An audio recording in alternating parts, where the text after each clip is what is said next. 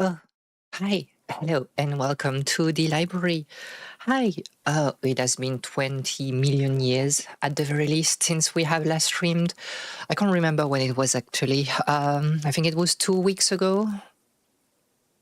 Was it? I can't remember. I think we did like a Zatsudan at some point. Oh, the sound is not working when I'm not focusing on the game. It was 2 weeks ago. We had like a Zatsudan, and then I got uh really busy into things, but we are here again. So hi, hello, and today we are playing Four Last Things. I wanted to play a little bit of a video game today, just to do something a bit different. So this was like a series of games that was on my list, on my backlog for quite a while. So this is like a game by Joe Richardson, and there are three games called like the Immortal John Triptych, and I think it actually ended a little while ago, maybe like a couple of months ago, or something like that.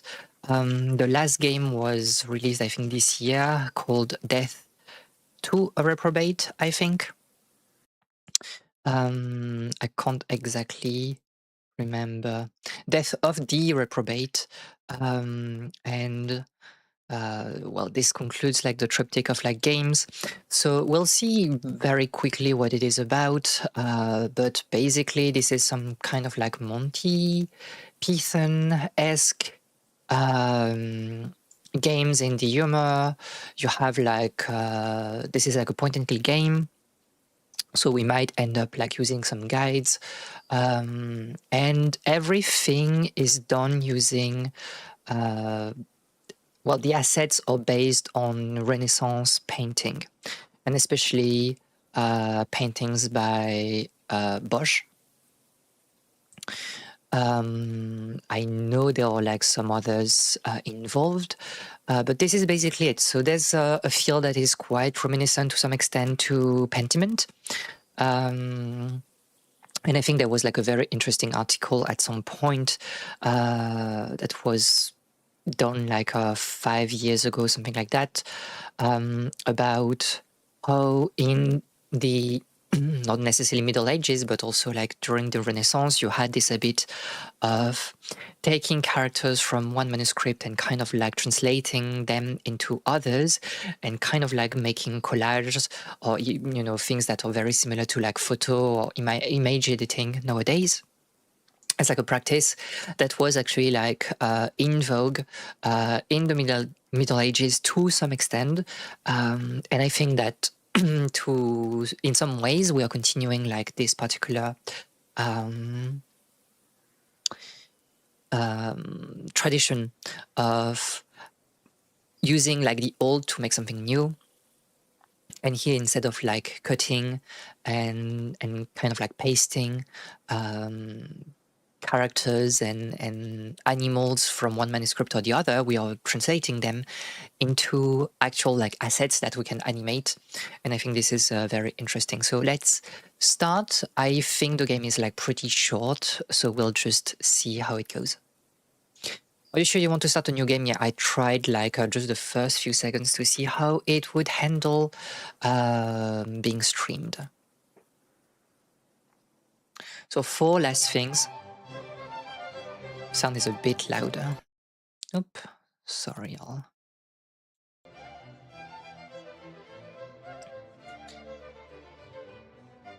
So the Four Last Things is the name of like, well, the subtitle of a painting by Bosch. So you can see like kind of like this thing at this time during the transition to Renaissance and the modern ages, you still have like those like bestiaries with a lot of like animals and stuff. All you need to do is avoid the forbidden fruit. Don't listen to him, eat the apples. So you can see the snake also like on the left. Don't you dare eat those apples. Stop pretending you have options here. I will smite the crap out of you if you touch those apples. We all know you're going to eat the apples. Do not eat them. Oh, okay, I can like actually move. So this is the scene, I think, like in the first. This is the first like panel of the Garden of Pleasure. I think it's the name in English. The Garden of Pleasure, like painting by Bosch, where you have like the left panel about like, you know, the first fall. The middle panel, the big one, is about like humanity being kind of like suffering from their sins. And the third one is the purgatory. Or at least like hell, I can't remember exactly, but you see a lot of people being tortured. Okay, so let's talk to people. No, we can't. That's our Lord, God Almighty, the eternal, omnipotent creator of everything. He's slightly less awe-inspiring and majestic than I anticipated. Violence is not the answer. I don't think I'm going to eat any of the forbidden fruit. Excellent. That's Eve. Her face and hands are sticky with dried-in apple juice, and she smells fantastic.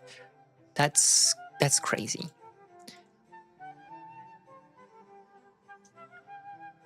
I don't think I'm going to eat any of the forbidden fruits. You're missing on the treat. Previous serpent child.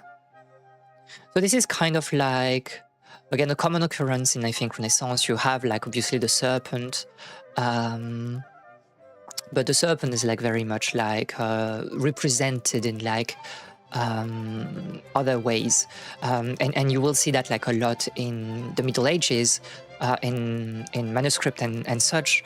A lot of like animals are represented almost with like human faces, but this is like perfectly normal. Pretty keen on feeding me those apples. I'm going to snaffle the apple straight from her hand. I'd rather take one fresh off the tree. Well, let's do the first full then. Tree of the knowledge of good and evil. It looks deliciously ripe. Whoa.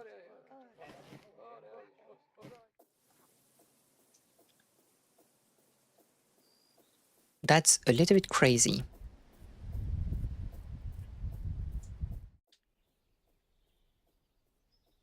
Very interesting again, the way like you see those characters moving, very Pentiment-like. The Church of Heavenly Peter. 3 confessions. Help, please help. I've sinned, I've done the most terrible things. I must give confession for my vile deeds immediately. What sins have you committed, old man? All of them. Wonderful, terrific. All 7? Marvelous. And in which of the parish boroughs were your sins committed? Mainly Nuremberg and Lübeck. But I've committed lust in almost every harbour town south of Oslo. Ah, oh dear. I see. I'm afraid Nuremberg and Lübeck don't fall within our jurisdiction.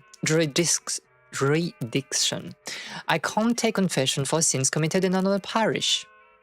Why on earth not? Surely lust is lust wherever it's committed.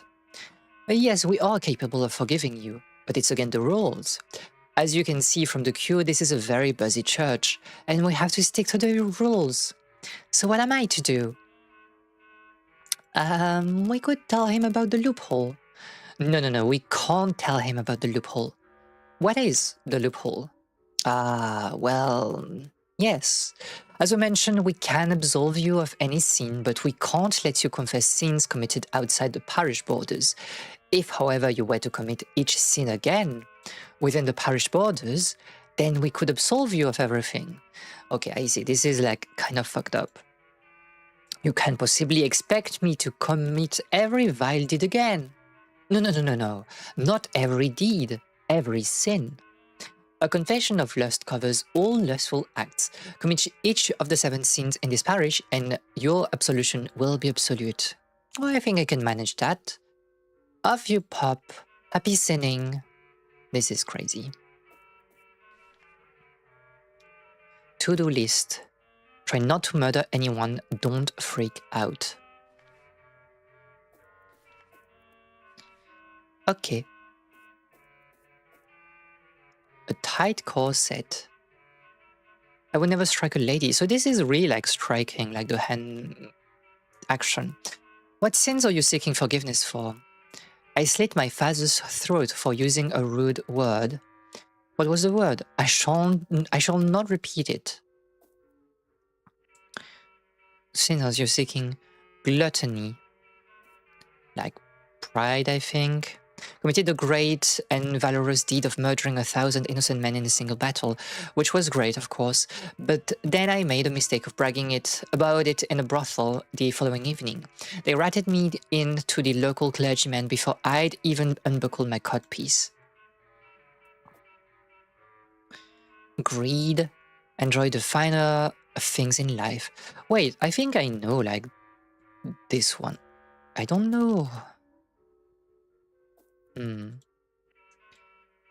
She's a virtuous angel. She's here only to support my quest for absolution. Fornicated with a stable boy. Sloth.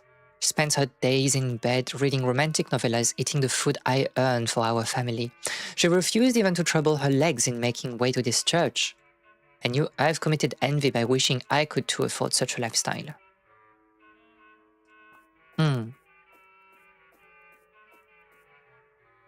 There's someone like on top, but we can't really interact with it, right? Organist. Two beautiful organists performing a slightly clunky rendition of Louis-Nicolas Clérambault's Suite du deuxième ton. I guess also like the music is purely recreations of Renaissance music, Baroque music, right? Boom. What do you want now? Why is this church so busy? People love doing sins, but they hate feeling guilty and remorseful. They also hate taking responsibility for their own actions and apologizing and making genuine attempts at self-improvement. And we release vast quantities of dangerous CFCs to burn off our cloud cover, but what the heck is going on in the divine-looking shaft of sunlight? Explain to me again when... okay, bye for now. So we need to like find the first like sin that we can do.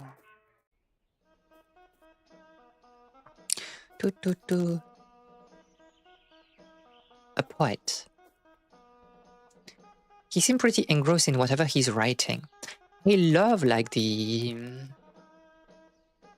way like characters feel like so natural when moving, like even like everything has been like taken from like paintings and stuff. Hello. What are you writing about? I'm writing a poem about the awe-inspiring beauty of God's green earth. Will you write a poem for me? I don't take commissions. I write because my soul requires it of me. I need to write as other men need to eat, and I write only of the things that inspire me to do so. If you show me something that inspires me to write a poem, then I shall write a poem. For your coins, I will do no such thing. And what inspires you to write your poems? I'm inspired by God's most beautiful creations, especially the pretty ladies. So I guess this is our last moment, right? My finest works are poems about love. Okay, we'll be back at some point.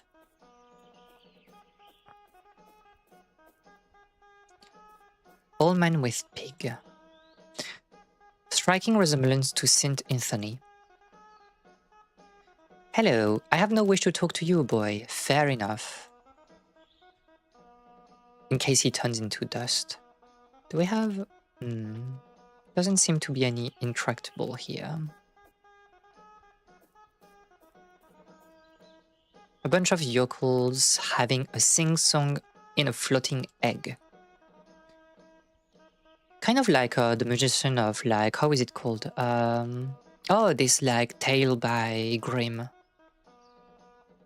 With the animals, I can't remember.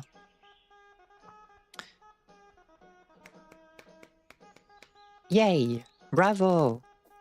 Creepy weirdos. A surgeon wearing a funnel hat, a fat man receiving unanesthetized brain surgery, a priest, and a lady with a book on her head. I think that's also, the thing in like Renaissance like paintings, you will find like outlandish things. Standard stuff. Hello. Hi. Who are you guys? We're obligatory Kickstarter backers. This is crazy work. What is this? A crowdfunding platform used by God to help fund the creation of this world. That's blasphemy. What are you doing here? Chilling, doing fun operations, running the artistic integrity of the game. Dangerously meta, I'm out of here. Can I get a speaking part too?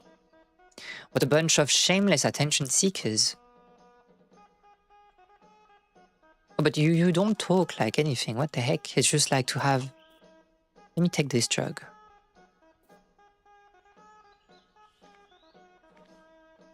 Landowners. These men are just lying around in the mud.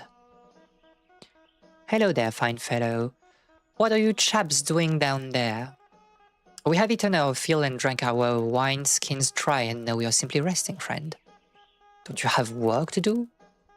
We are landowners, not workers of the land. Our time is spent mainly in leisure. Can I join you? Between us, we own many acres of land, but none of us hold claim over that spot by the tree. Well, I guess this is like sloth to some extent, no?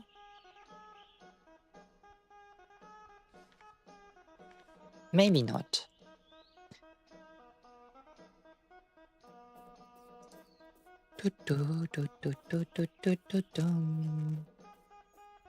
It has such a vibe, like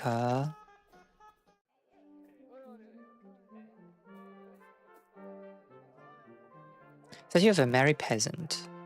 Splendid. Statues can't talk. It's too big to pilfer. Merrymakers. A bunch of rowdy peasants enjoying some food and wine and chatter. Engrossed in their own conversations. I like how also like there's this kind of like feeling of the world being so squished together because we're using so many different like assets, and like the geography doesn't make any sense. It has this like point and click like feeling, but with like this very like special artistic touch, obviously. That is kind of like, this is kind of like a fever dream, and to some extent something that you will find like in Renaissance paintings, especially with like paintings of mazes and stuff. They're interesting. Too engrossed, man with pipe. Smoking a pipe, I think. Hello, what do you want? Are you smoking or eating porridge through a straw? Smoking. Can I have a puff? Get your own, you don't catcher. Smoking is bad for your health. So is wise mouthing strangers. Maybe we can get like his things at some point. Distinctly unhealthy pallor. What is it then? Are you enjoying your ale? No, very much thanks. It's empty as a hollowed goose arse. You look unwell, are you okay? I got syphilis and plague and a pinch of typhus, as well as everything else you might not wish for wisely. Only thing what scares of the devil is ale, what makes me piss like a horse with fire urine, only less casual. Ain't got no more ale neither, so... neither, so nope, not okay, I guess. Is that your dog? Inasmuch as a man can have ownership of a beast of any nature, no, it's not, it's Derek's. You should think it's about time too if I wasn't already half around the tree.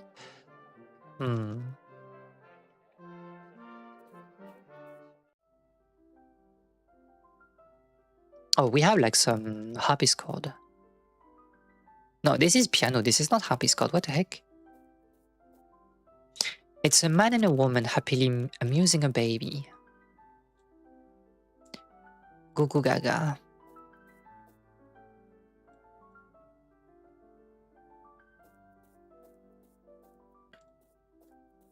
Children with dog. One of whom is dancing with a slightly confused looking dog. It's slightly out of place looking female pianist playing Gabriel's Fauré Barcarolle #1 in A minor. Yeah.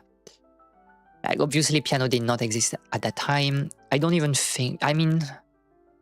know, like, harpsichord, when was it, like, exactly invented? I don't know.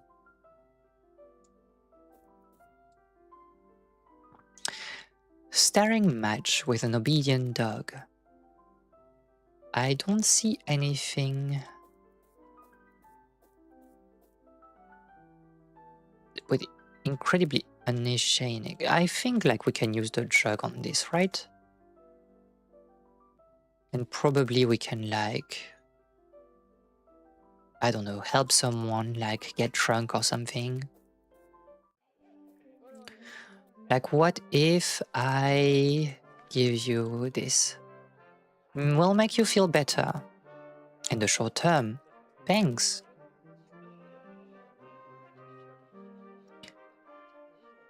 He will die.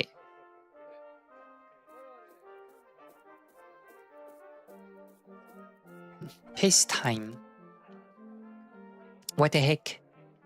Okay, but like, what was the point of like all of this? Must we follow him? This guy is a creep. You go, girl. What the heck?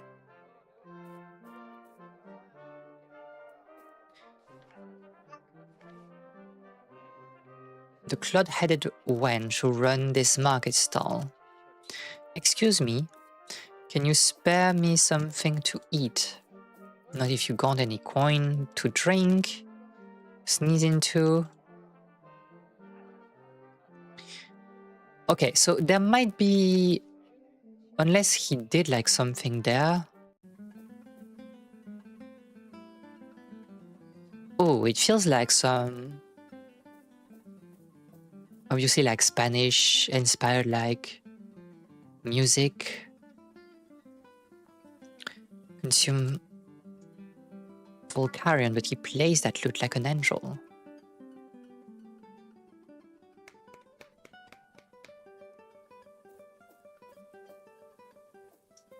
Blacksmith. Sitting at some sort of like grinding wheel. Hello, who are you then? A blacksmith, make metal for different shape for living. No, the business. Tough time for a true artisan like me. But this era is enjoying a rare period of sustained peace. All anyone wants around here, ale flagon and peace pots, so I can waste my time forging beautiful works of art that no one will buy. For the local drunkards, and only the latter option pays. At least you have a job. I don't often get a chance to vent. How much metal could a blacksmith smith if a blacksmith could smith metal? Woodchucks. Yeah.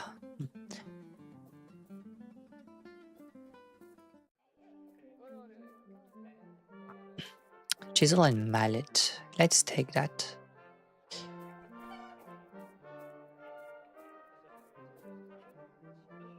Hello. Because I don't think there's like anything we can do with like him. Merrymakers.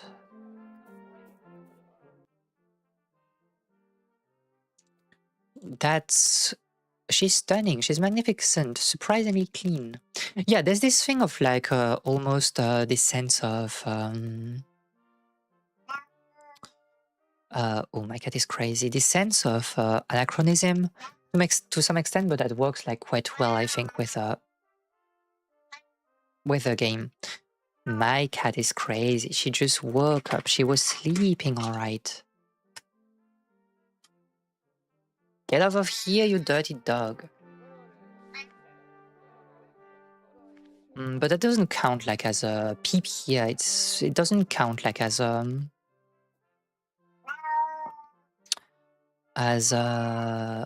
sin. Unless like I can get inside of here.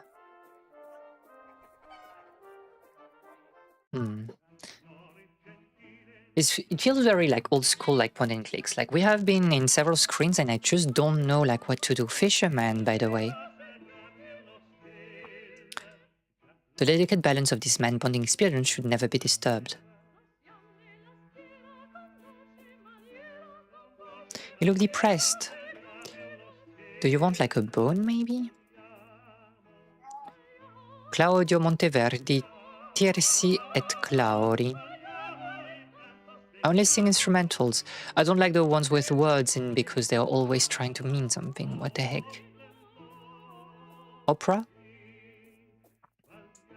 A blind portrait painter. Excuse me, are you really blind? Yes. Are you really a portrait painter? Yes. Will you paint my portrait? Please put 2 copper in the tin. But you don't have a tin. Put it in my pocket then. I already did. No, you didn't. I'm blind, not stupid. Come back when you can afford to pay me. He's sitting like on a dog also, right? Challenge the Pie King. A fat, obnoxious pie-eating champion. What a boss. What a boss. Hello. Hello, puny old man. Are you ready to challenge the Pie King? What are the rules? 2 men, 2 pies. First man to eat his pie is the winner. The wager. We don't have the money. Oh, we need to find money. It's a statue of a fat dwarf riding a donkey. I love it. Probably a union issues. Well, obviously, like union did not exist like necessarily to that degrees. Like at the time, you had like guilds, obviously, but they're embroiled in a serious knife bat jug fight.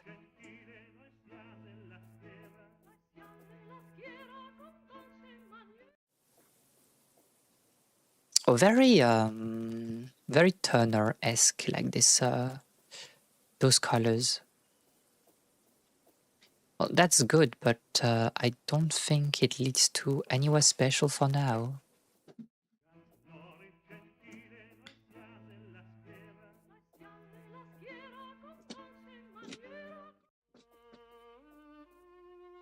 Oh, so the scholars. Art critics. Oh, there's a mise en abîme, right? Like with... Wait, there are things that should not be here, right? Like you're like way in the future. Like this is kind of like impressionist, not impressionist, but like really like expressionist like painting.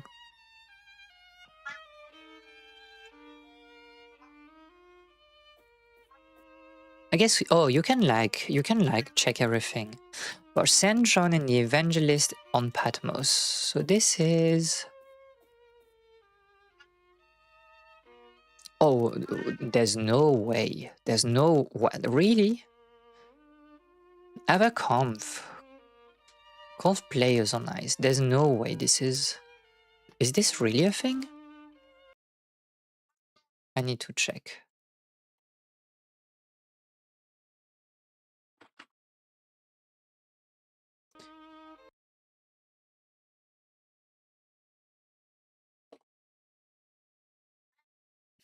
There's no way this is... Really? That was really made during the Baroque era? And you had like scenes like this. This is so interesting. Like it feels like from afar the colors and stuff, because they are popping like in a very bright way, but over like a very like subdued like background, and especially with this light kind of like shimmering like near the horizon, kind of like reflecting onto the ice. It feels very much like an expressionist like painting. Like I would like from afar 100% I would have like put that in I don't know, like the mid 90s, not 90s but like 19th century. Very interesting. Okay, so this is the Garden of Pleasure, obviously, like one of the most like famous. Garden of Earthly Delights, one of the most like famous like paintings from Bosch, obviously. You can see like the 3 triptychs, obviously. The first one with God, Adam and Eve on the left. on the right you have like those like very this very weird scene of like hell or the purgatory, we don't exactly know, but like a lot of characters getting like tortured by like demons and with like instruments. You can see like organs, ears, lutes, kind of like fusioned with like a harp. And on the middle, like you have a scene of kind of like the humanity sinning in the world.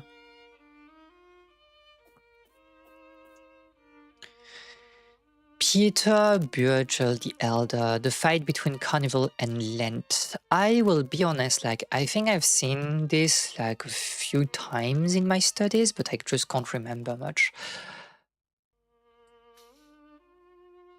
I think it's very interesting to see like how grounded things are, because we are not like, this is not like religious material.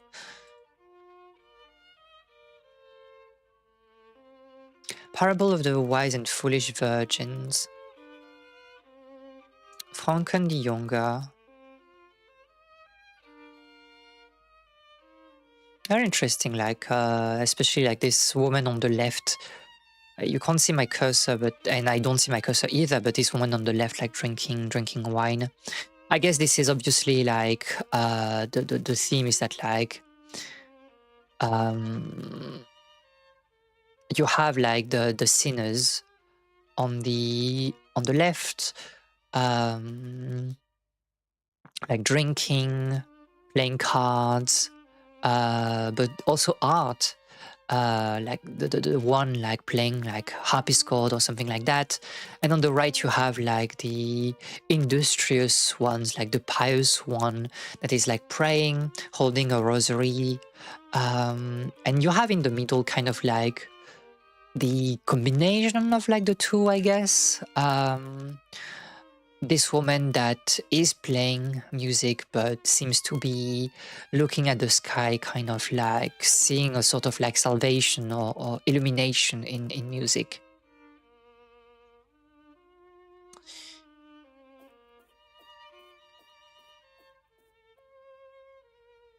Dutch proverbs. Yeah, a lot of like micro scenes, and I think it's kind of like informing also like the design of the game with like so many things happening. This is what you will see in like those paintings, like things are very hectic. You have those are like very big like paintings, and obviously like because of the size you could like fit a lot of different like details and stuff and different scenes.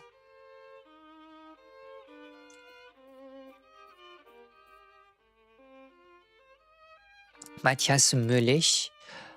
So a more traditional, let's say, portrait. Or you have obviously the Tower of Babel, very famous one, obviously. You can see like how the tower is like crushing the rest of like the harbor, the town, like on the right. It's a very interesting like activity, and I know that like nowadays it's very difficult to do so, but I used to go like in museums and stuff, and I think there's something like very interesting in taking time looking at like artworks and stuff. Like again, I know it's difficult in our, you know, society where things are going like very fast every day. But just looking at here and kind of like taking, you know, 5 minutes to look at details and just like what it can mean, and also like what kind of like emotions it elicit just by this intense observation. Like this is very interesting because the sea, I think on the right, for example, is getting like clearer on the horizon, because the tower is like casting its shadows like to the point like where the entire city is like in the shadows, but like further near the horizon you have like this kind of like stripe of like lighter colors, and I think I don't know why it has this sense of like exploration of like there's something like beyond this like Tower of Babel, and in some ways this is like kind of like the the thing, right? Like the Tower of Babel has never been finished. So, and this is like a tale of like the greed of mankind wanting to reach God, obviously. And losing the understanding of like each other in the way, because language being like common language being destroyed. And in some ways it kind of like reminds us that in our earth there is like a lot of pleasure and happiness to be found, and also like exploring and discovering other people. That's also very interesting. Okay, so this is like the what has been inspiring the game, I believe. With all these different scenes, you have like the 7 deadly sins in the middle that are kind of like being looked at by Jesus. You see that like the circle in the middle is kind of like representing an eye. This is a sort of like panopticon of God, obviously of Jesus, looking at humanity. And on the corners of like the this painting, you have the 4 last things, which are like the 4 different like possibilities for someone at the end of their life. You have like death. You have on the bottom left, I think, like you have hell. On the top right, it's probably like the purgatory to some extent, and with like angels and Jesus also like judging the worth of mankind. And on the bottom right, it's probably paradise, with people being invited in the hallowed halls. Okay, let's try to talk about to like the people. I wonder what they're whispering about. Shh. Art critics. They know what they're talking about.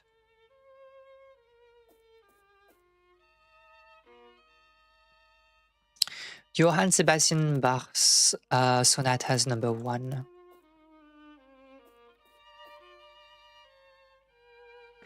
I would not try to imitate like a violin. Is it extending like further or not? Or you have like the painting of like the lady. Okay, so that was like the impression that I had. Like it was way too modern, especially like in the face to be like Renaissance painting. So this one is from Goya. So we are like at the start of like the 19th century. And I think it like created this like interesting like tension of like beauty being shifted into something like different, like at this time of like history. So that might just be like a sort of gallery to look at like everything, like, but diegetically. It's very good, but it doesn't help me find like what I need to do. I might have to open a guide at some point. There were like a lot of like doors now in here.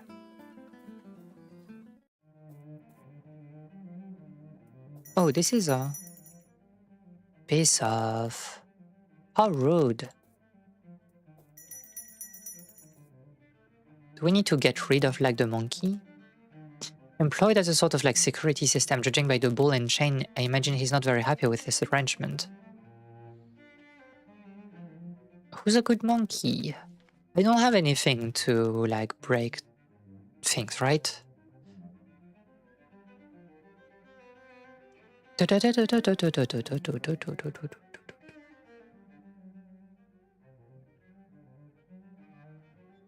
This feels like a sweet, like a... This feels like an almond, but like I'm not sure exactly. We'll have like to come here later and check what the music is.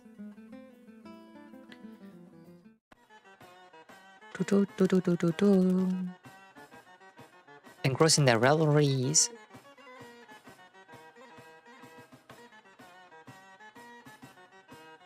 Creepy lawyer, a real creep.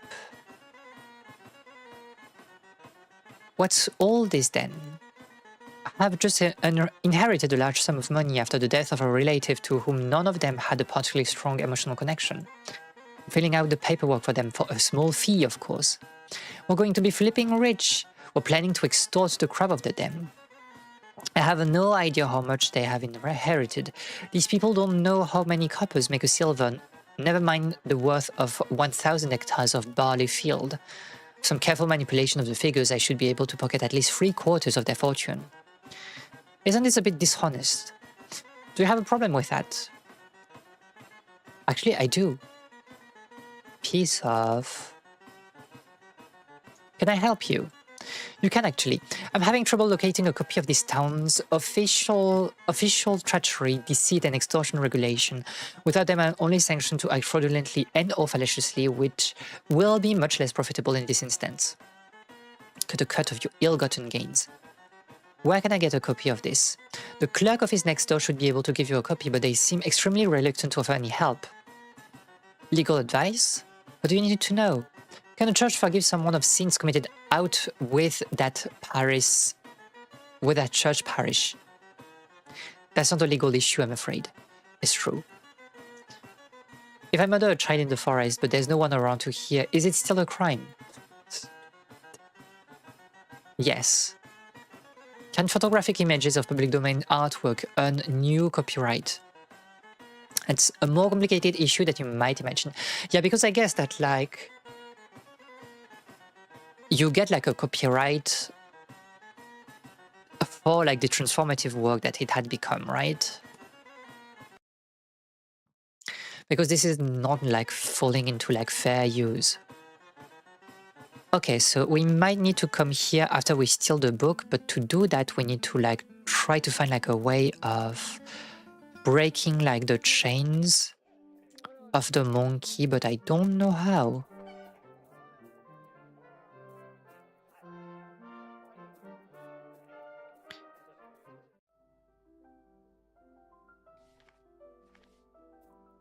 We can like... Okay, what I will do is we'll try to give like some ale again to this man, but we'll follow him and see like what he does.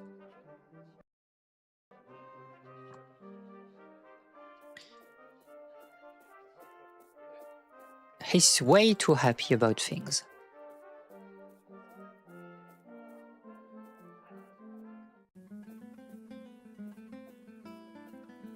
Stream of urine.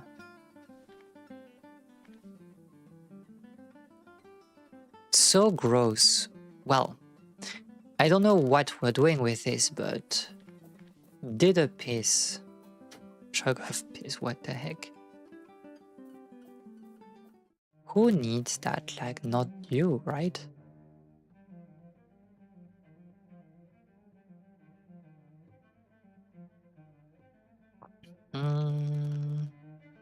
But you're not like, this is not like a... Yeah, okay, so this is you where we can get the book. Some sort of magician? Doesn't look very busy. He's a philosopher. His work involves deep concentration and mental calm. He's trying to figure out how any of it could possibly matter. Excuse, he's working. Loitering by the door. What's your problem? What is this place? The chief clerk's office. Towns and administrative paperwork is looked after here. Why won't anyone help me? Extremely busy. Public inquiries are considered low priority and generally ignored. But if I need something important, it's what I'm here for. Time wasters will generally give up when told the clerks are too busy to help them. People with genuine important inquiries will come to me. When that happens, I pose a riddle, and if they can answer the riddle, their inquiry gets dealt with. Who are you? A disreputable-looking corner loiterer. You don't look that disreputable to me. I'm employed by the chief clerk, but not in any official capacity. Why did you ask people to answer a riddle? We prioritize intelligent inquiries. The riddle weeds out the imbeciles. Can you help me find a document? But you have to answer my riddle first. I'd like to enter your riddle now. Here it is. I am the one who gave you life, but not your father and not his wife. My powers are great, but not godly. I made your head, but not your body. Who am I? Made your head, but not your body. My grandparents? Is not the correct answer. But not godly, right? So... Not your father and not his wife. My powers are great, but not godly. I made your head, but not your body. I made your head, but not your body.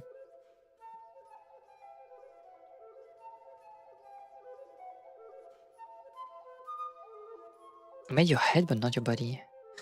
The body is not the correct answer. Do we have, like, can we really... Like, nothing is, like, feels appealing. Adam and Eve is not the correct answer. This cannot be God, right? Because, like, we say, like, not godly.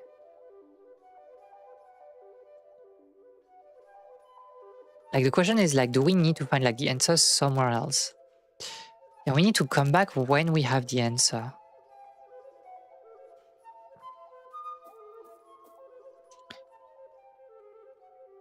Attendant, what you want. Find a document, very busy. I'm asking the clerks, I'm asking you. I'm very busy.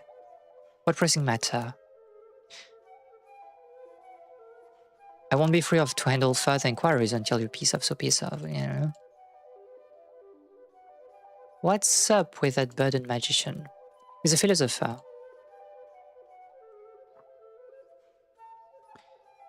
Who are you? The attendant? What is this place? The office?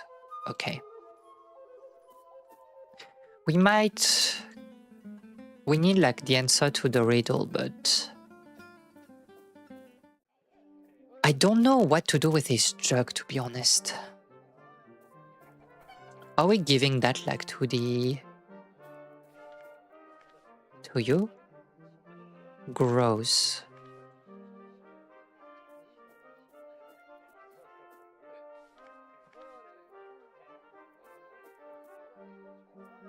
Oh, so those are, like, animals, right? Playing.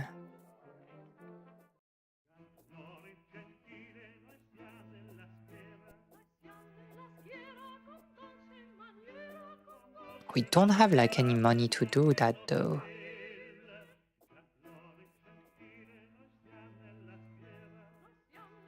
I'm kind of, like, stuck right now.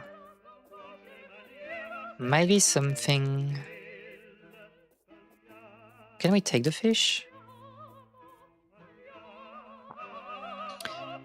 Raw fish. I'm not sure it's very useful either. This guy.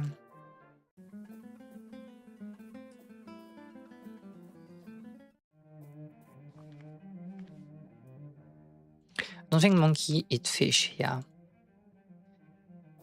I don't think either.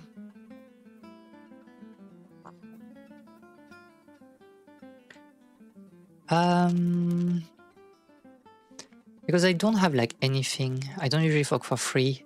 It's kind of disrespectful you even ask. Can I threaten you with violence? I'll press your face against my grinning wall and grind that beak of a nose down to a bloody stump.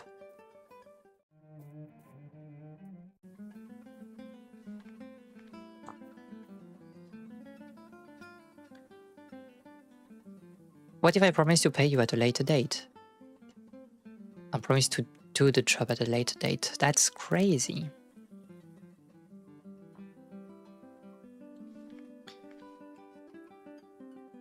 Sexy dance for you? We're both degrading ourselves.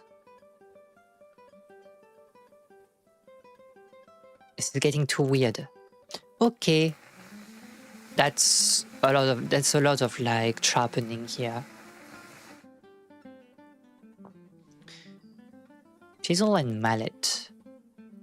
But I don't think it's enough to break like the chains anyway, so...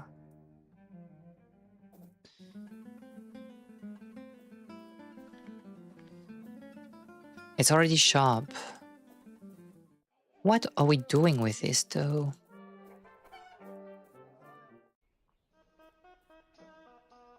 Do, do, do, do. Da, da, dee, do, do. Because you don't want to talk with me, right? Fair enough. The church. And you want to see like a woman, so...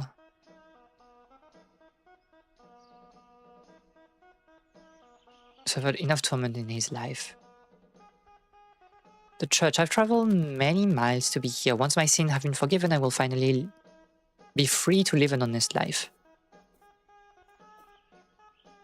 Hello, church. I don't think it can hear me. That's a very big church.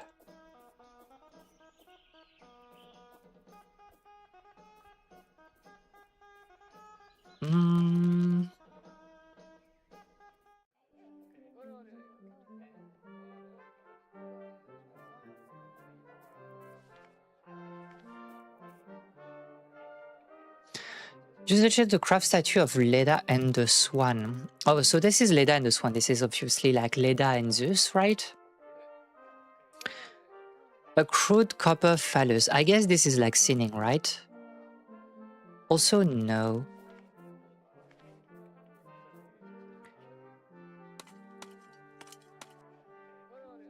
You are a genius if you can like craft that.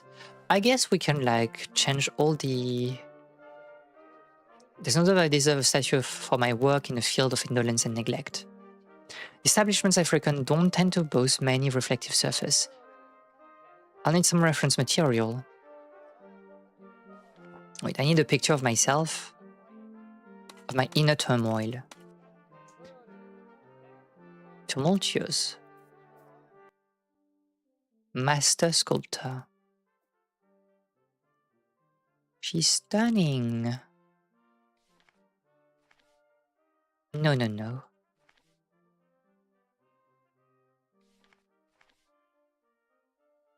A joke hinged on the utility of the mallet and the potential sexual connotations of the word pounded, but I'm afraid it would be contextually inappropriate.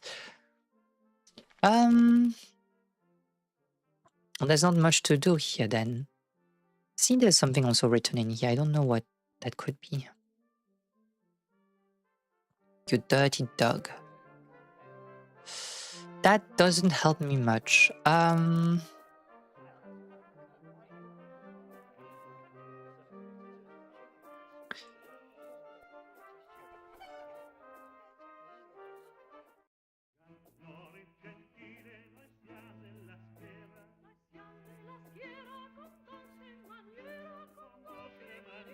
Can I change this statue as well?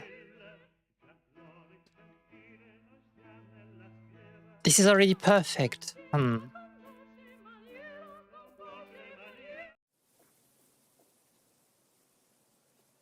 Clouds.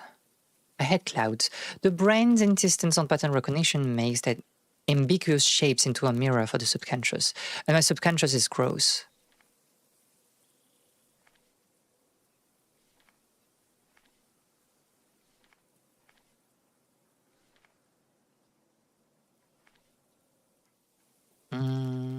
I don't see what to do. Okay, I might like check a little guide, right? What else things guide?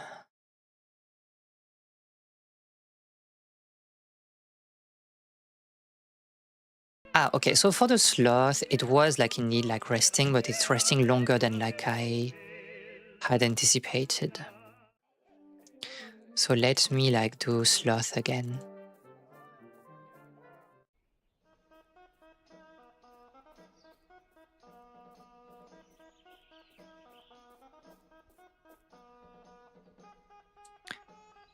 So we need to stay here longer. Okay. I love the vibe of the game though. It's so very unique, and I'm not sure like the humor, the Monty Python humor is really working. But like the art direction is like compensating and elevating the game like so much. You've committed the sin of sloth. We rested by the tree. Can you imagine it? So you see here like that's very dramatic.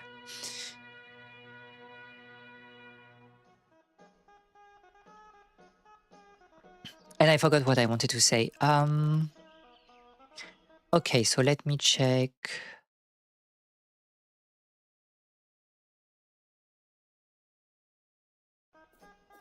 Ah, there was like a man we could talk in here. I see. So let's enter this again. Ah, we could talk with a man with a pipe. Excuse me, sir. What? I wish I could be happy and contented as those couples. I bet you do. Yeah, so this is envy, yeah.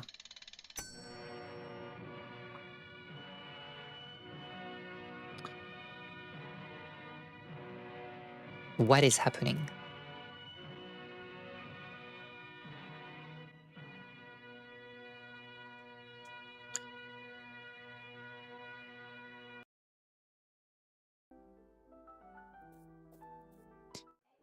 So we need some reference material, right, for this one.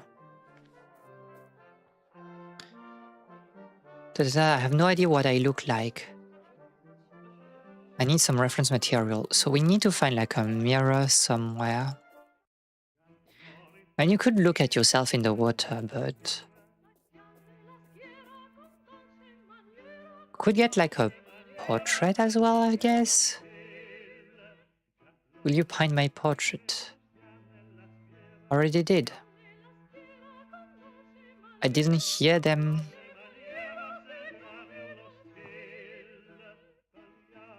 I lowered them in with surgical tweezers so as to not startle the bullfinch resting gently on the thin's edge.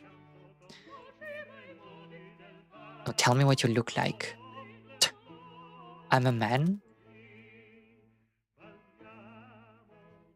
sitting on a chair right in front of you, riding a horse into battle. I have dark hair and light eyes.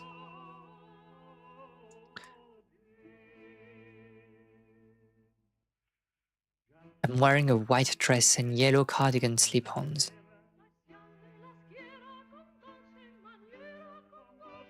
Doesn't have a ring of truth to it. Wait, so we can like just do it again, right? We're just lying to, and this doesn't count like as a sin? What the heck? Sitting on a chair, dark eyes, turquoise jacket.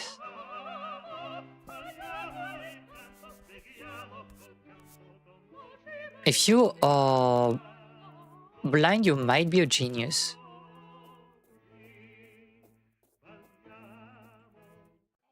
Okay, so now that we have that, we can actually do this, right? Wait, this is my reference material.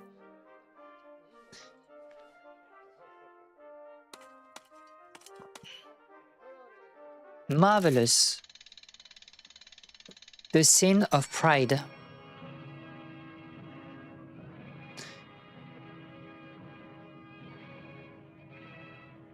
Where's this like It feels like very Holtzian, like this jingle. Me looking handsome and pensive.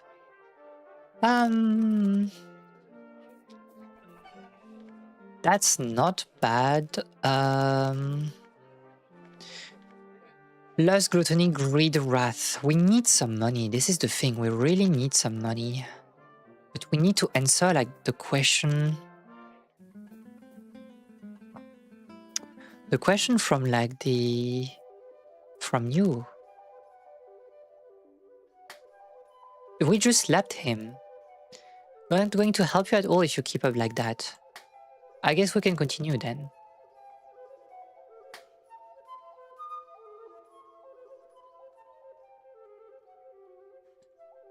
Now, who am I?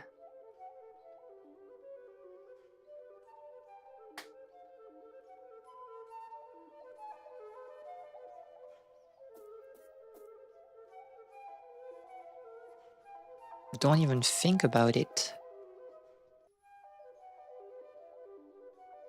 Joachim Andersen's Etude for Flute. A good old scribble. There's nothing we can steal in here, right?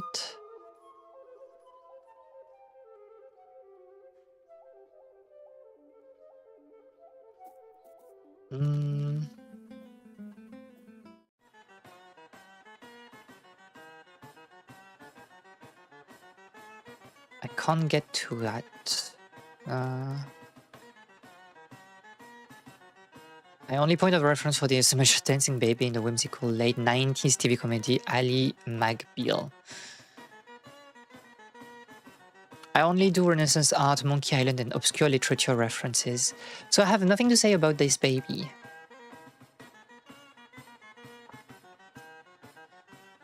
Wait a feeling, this is crazy.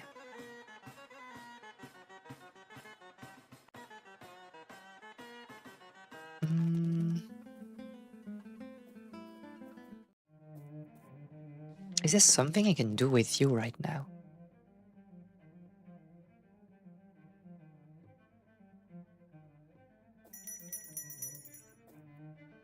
How rude.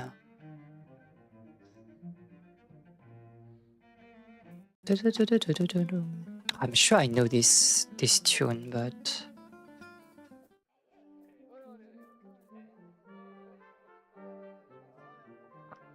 Problem is, like, we just don't have, like, any... It's half thirsty anyway, you scoundrel. Can we get, like, some... I'm starving and penniless, I have no choice. Just this once. Maybe that's good enough, like, for the monkey, no?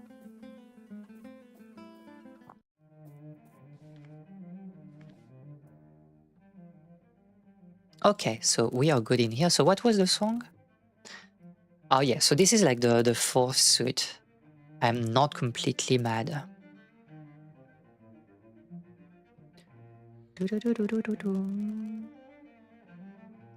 Pretty engrossed in his work.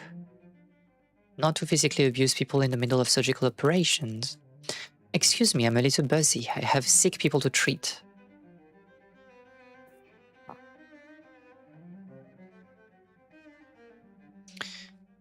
There is nothing really like. Is it yours? Take whatever you'd like, although it is unlikely to do much good. I'm afraid your death will be a painful one. May I keep the specimen for further analysis? Please do. Love potion. Appetite suppressant. Poison. We'll really try to kill people. The thing is that we cannot do... The love potion... Appetite suppression is like surely for gluttony and the pie contest. Love potion... Is it like enough to make like the poet in love or not? First, let's try on the lady. 90% caterpillar fungus. So how you woo a lady. So true. Are you calling me fat? That's definitely not how you woo a lady. So we'll have to come here later. No.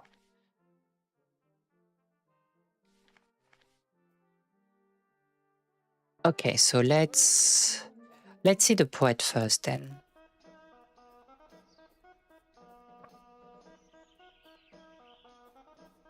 I'm not sure there's anything to do with you though.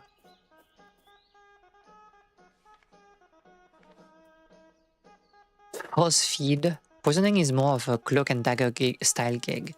It's true, it's true. I have a love potion for you. He's a bit effeminate for my liking. That's crazy. This is a man-made creation, only draw inspiration for the work of God. So who do we want to...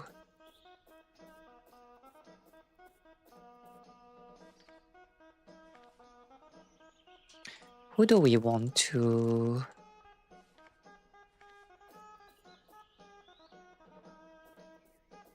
to use like the love potion on? I just don't know.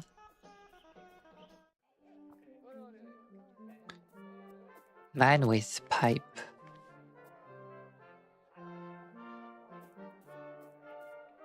I mean, the goal is not to commit murder, right? So I don't know what the poison is for, but...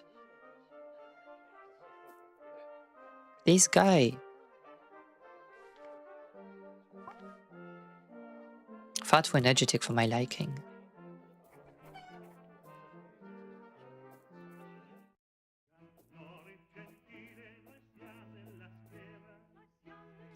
You look depressed. Do you want this? I don't feel stressed, that's crazy.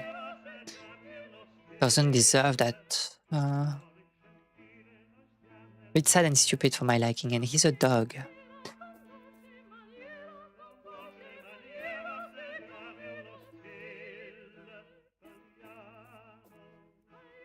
Can I get like another portrait? Oh, I can, no? I just have to...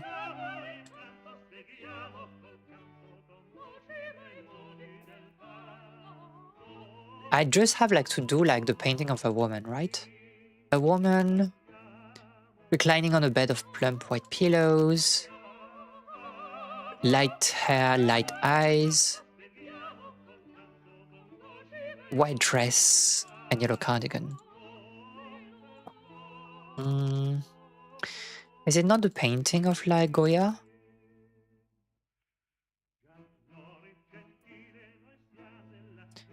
Woman reclining.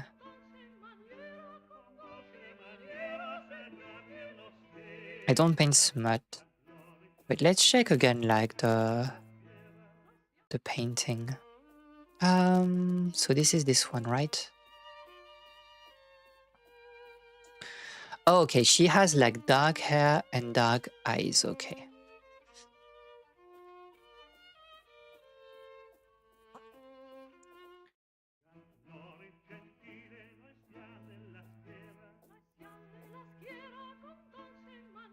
So we can like do this, already did that. So I'm a woman reclining on a bed, dark hair, dark eyes, and I'm wearing a dress.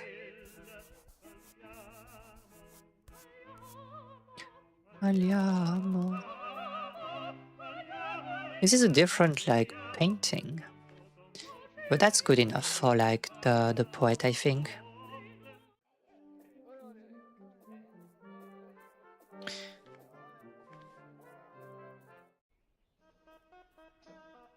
How are we wooing the lady? Is it like another portrait thingy and this time we make like a sort of like knight? Or something like that? The brushwork really lets it down.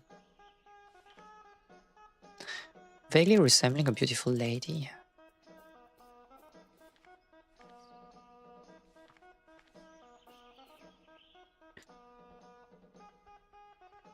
Saint Anthony.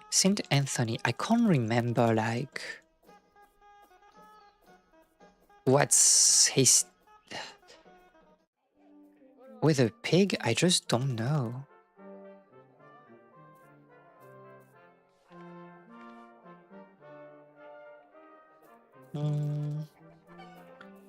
I'm not sure.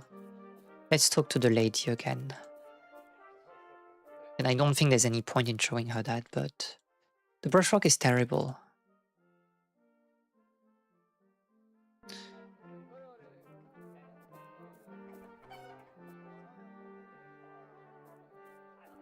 Oh, we need to get like the book. We need to find like the solution of the riddle, but I just don't know what I can do at this point.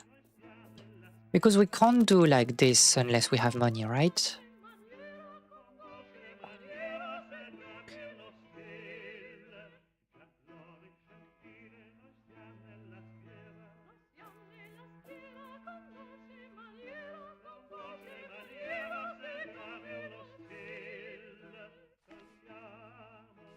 Andiamo.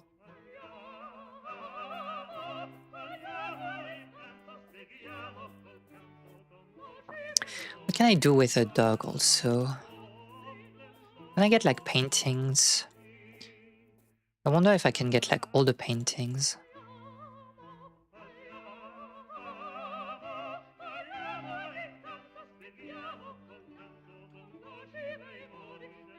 I'm a child.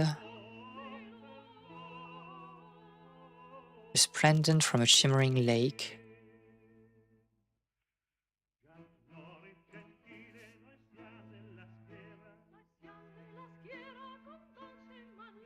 Wait, this is like, is this like Venus coming from the sea?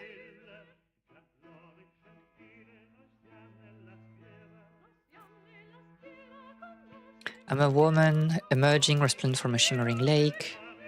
Light hair, light eyes, and completely nude. Wait, we need to find like portraits that are matching like this description.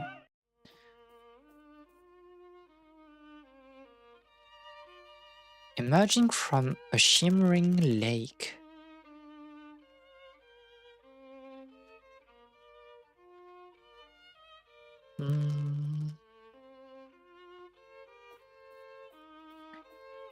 I'm not sure about that. San Jerome in the desert.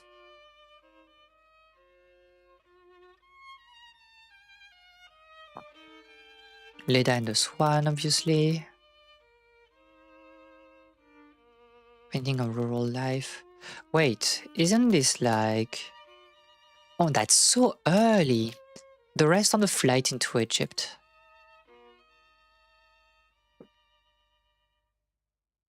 I don't see a painting.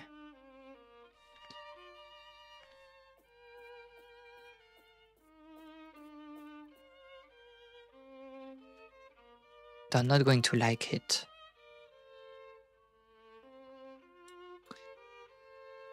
I don't see something with that particular... Archduke Leopold Wilhelm in his picture gallery in Brussels.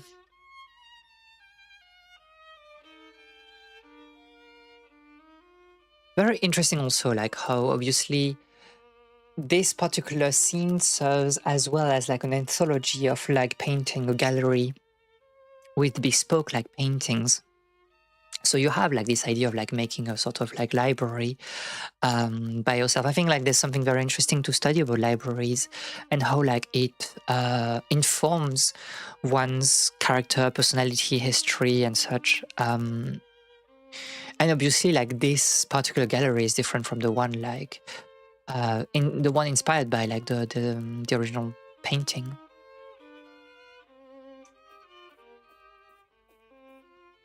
The shoemaker. So that's for the okay.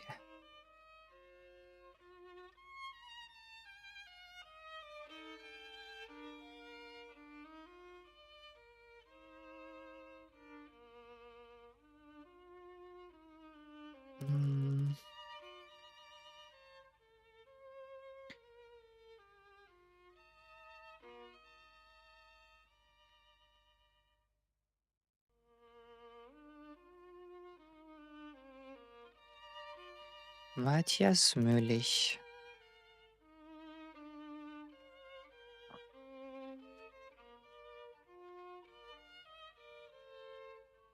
Wait, that's us. So I guess like this is the answer, right? The answer is like Jacob from like Utrecht because it's the name of like the painter that like put our face. Okay, that put like his face on our body. Do I need to find like the body as well?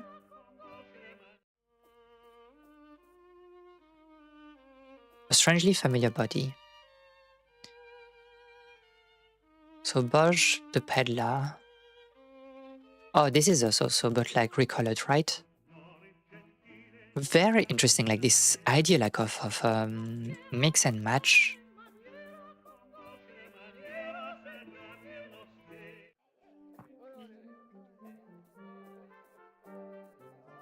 That's like a very like, I understand like what they wanted to do with, but yeah, this is like, you know, classic point and click, insane.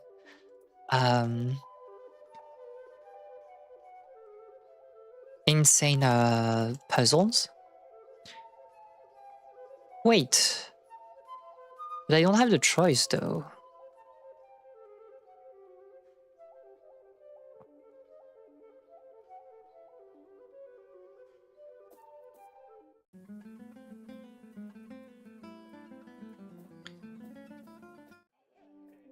Do I need to also find like the...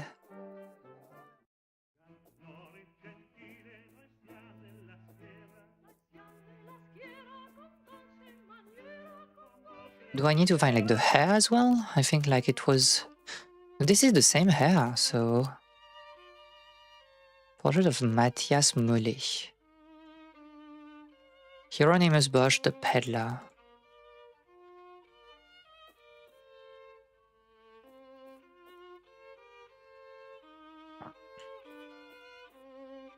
Paintings can talk.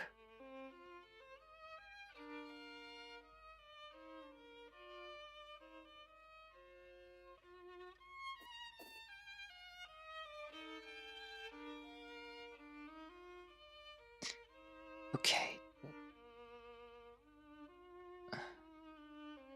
Untitled landscape. Very beautiful. I love the... I don't know like Renaissance painting like that much. I love the colors though.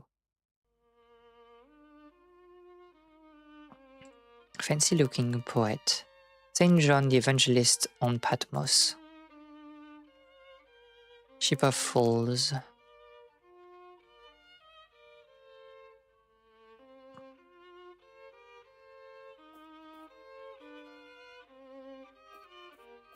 What are they whispering about? Good boy.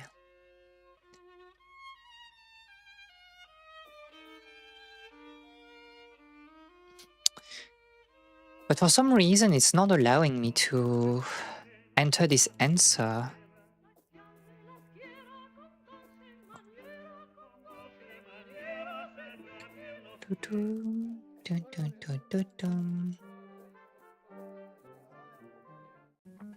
I like the music choices though.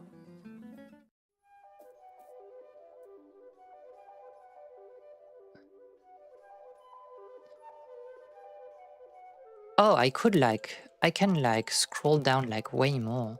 For some reason it was not scrolling, but okay. So this is Jacob van Utrecht. Correct. A copy of the town's official treasury deceit and extortion regulation. Thank you. What I wanted in the first place, but thanks. Okay, so now we get this to you. Squeeze every last penny out of these saps now. Here's your cut. Nice doing business with you. Okay, so this is like greed, right?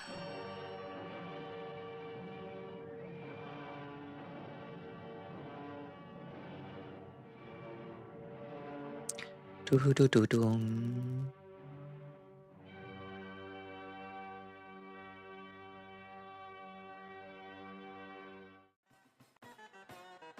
So I guess we have like an immense amount of like money now.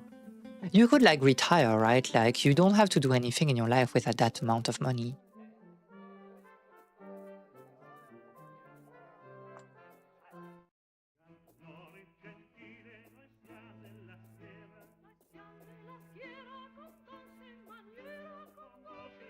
Okay, so now we can do this.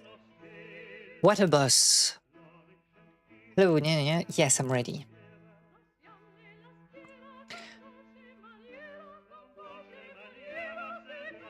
Ready, eat. He's eating so fast. I win, but the nerd lacks time. And obnoxious. Challenger pie. Pie King's pie. Look behind you, the gallery's on fire.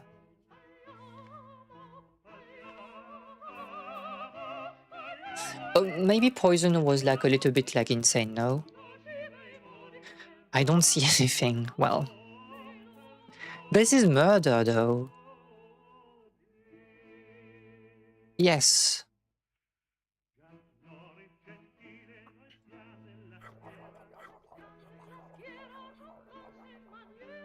I win. Good night, sweet pie king. No, but like that's not just that. That's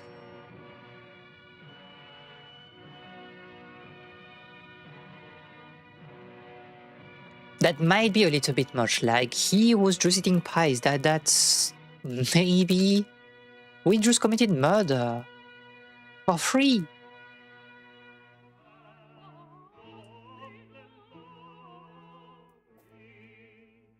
Well, I guess now we can eat the pies, right?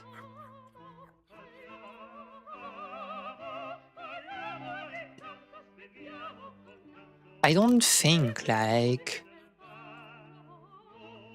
I'm getting full now.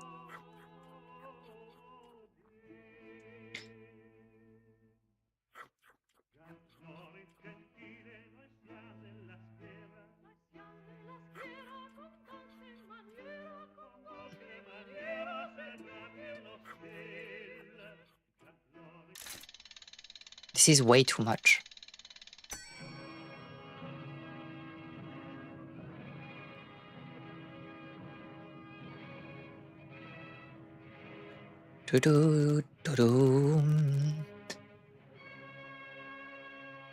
We're committing way too many sins, like, I think, like, gluttony is the last of our worries. Okay, so we need to find, like, the portrait of a beautiful lady, but the one that we have just doesn't work. Are we, like, can we... Wait, can we be scoundrels?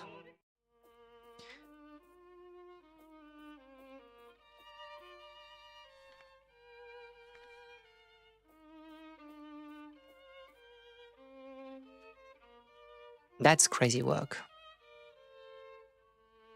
Not worth closer inspection. I mean, if you manage like to draw that like, you know, blind, I think you're pretty good. He's just dead, by the way. He's dead as a dodo. What the heck?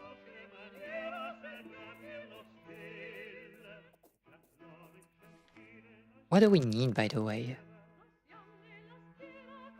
But it's just lust. This is the last thing we need to do, but like... What was the point of like the raw fish then?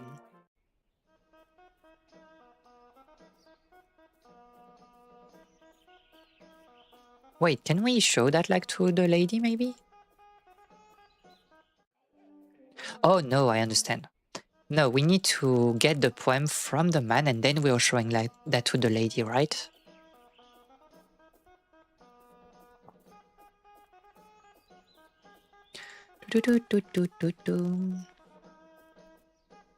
Can you write a poem about this? She's fabulous. I must write about her immediately.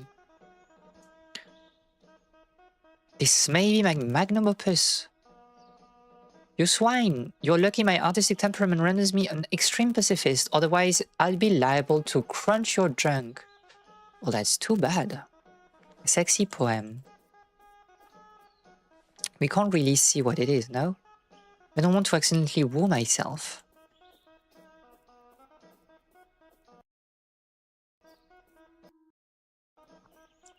So there's also like the whole thing of like the appetite. Maybe we could have used the appetite suppressants, or maybe like the game would have told us no, but it's just not enough, right? No, the lady. Ah.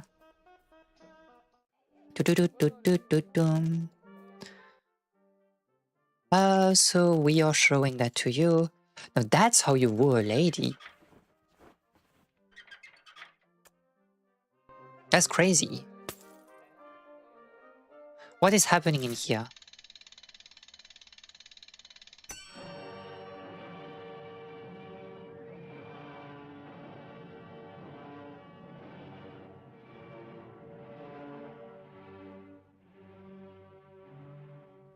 Lust.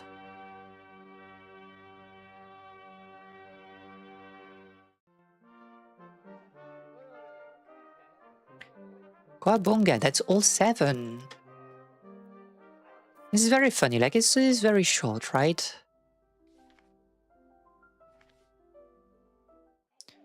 Do-do-do-do-dum.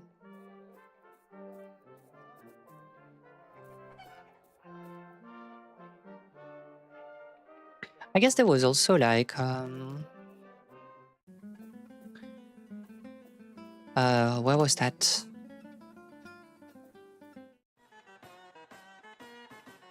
I can't get to it. A real creep.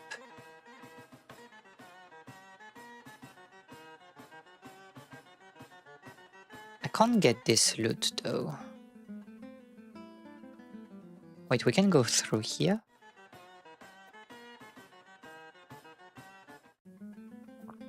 Can I play with you? Do you wanna jam? What do you wanna play? Anything by Orlando Di Lasso? Von morgens früh mit Gottes Lob.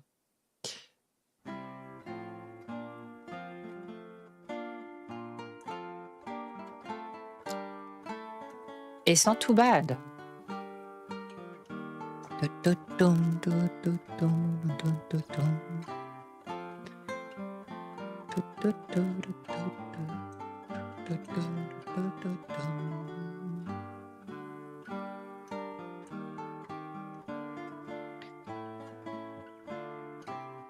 Oh, this is an entire jam. Like I cannot, like I just cannot skip it.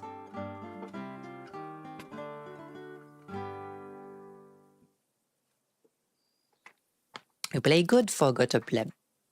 Thanks. We are a sculptor. We can like play music. Why are you such a?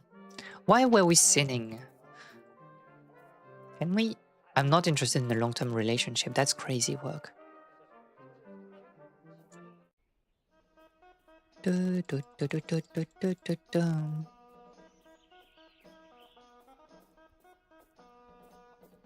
just don't know what's your point also. Leave me alone. I'm not some philanthropic do-gooder. This is my money. Did someone say sinning, imagine sinning in my video games? Hi Ellie, I hope that you're doing alright today. Well, I mean, there's nothing more we can do, right? We have reached like the end of the game.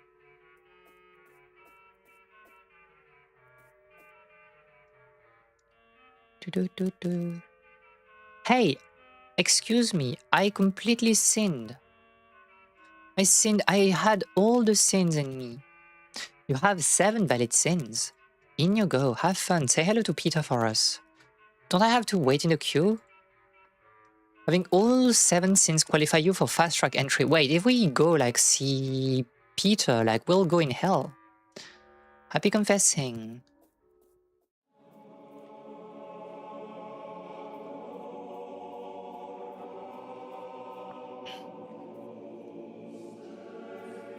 What is this music? Beggar. A lone blind beggar with an infant child. I might have something for you. Well, I can learn a trade. Raw fish. I can silence my groaning stomach. Love potion. I can attract a lover. Appetite suppressant. I can silence my groaning stomach. Poison. I can send my enemies to the grave. I can purchase a home. Well, more than that, I think. I can play my child to sleep. And to-do list. I can learn to read. That's all I've got. Oh, those are the one like from the Bosch painting, right? What is happening here?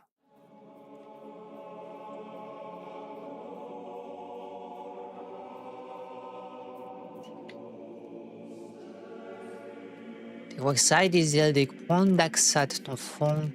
What are you saying? Poor luck, Maxin. Oh. Just came home from ye old shop. I got a compliment for my red skull with swords hat. You are a pirate. But +2, +2. Accent. My great master, Heavenly Peter, asks that you kneel and name your sins. Well, lust, wrath, greed, gluttony, envy, sloth, pride. Oh, it's way too much. What drove you to commit these sins? Some confusing inter-church bureaucracy forced me to repeat my previous sins.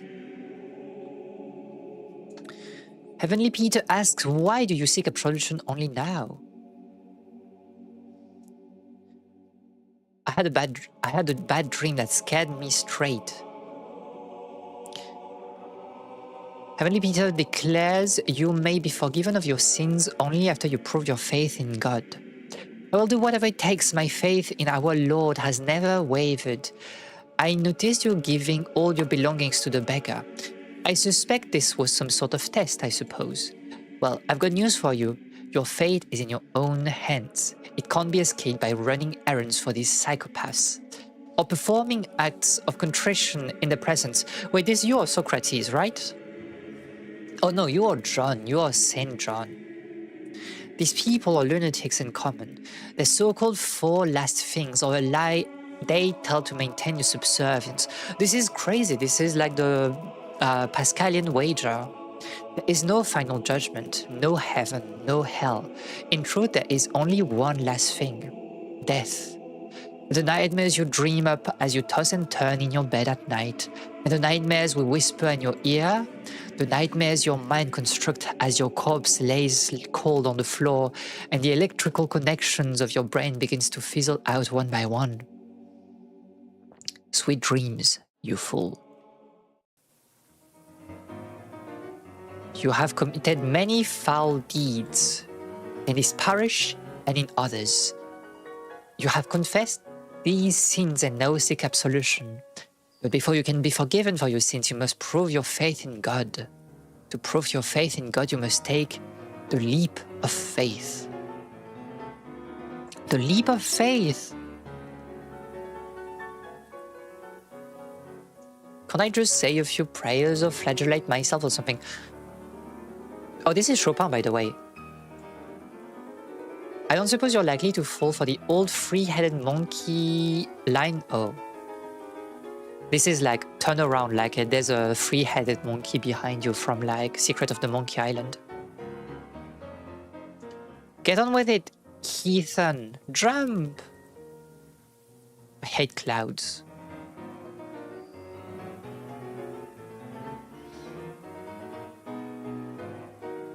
I accept death as my fate and am thankful for the life I have lived. There's no way out of this. Our Lord has made his judgment. Jump! Save me!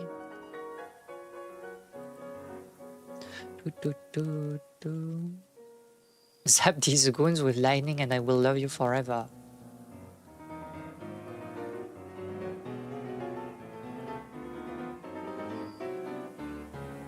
Well, because we have nothing in our inventory anyway, so bishop.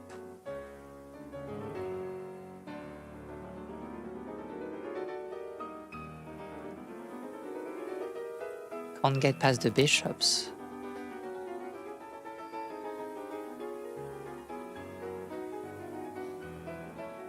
Da-da-da. I'm really starting to regret trusting these guys. I mean, yeah.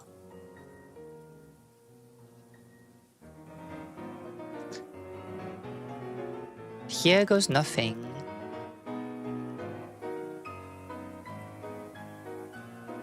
For God so loved the world that he gave his one and only son.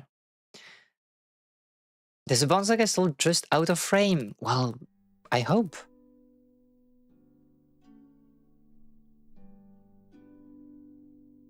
my little gymnopédie. So this is the last panel of the earthly delights that we have seen, right? And so this is hell, and like you see all those like weird scenes that you find a lot in like Renaissance paintings, like this those weird like torture scenes there. Like a lot of things are actually found like in the actual painting. This is not like edited.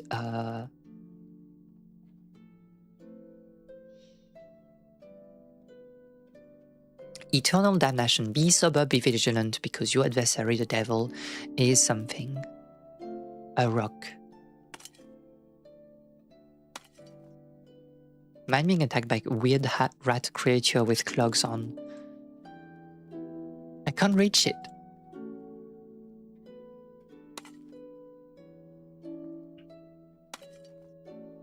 We're just mining 4 last things.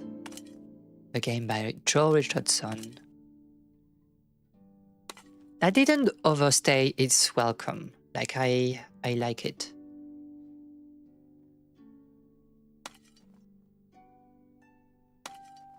That's the end. Are we mining for eternity? Is it like an old school game where I have to... Okay.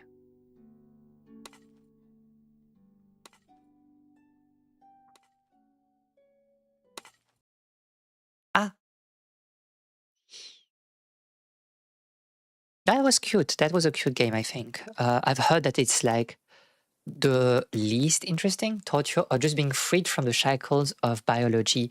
I mean, if like you are freed from the shackles of biology just for your mind and your soul to be tortured for the eternity, I'm not sure this is like worth it. Wait, there are like achievements in this game. Let me check what we're missing.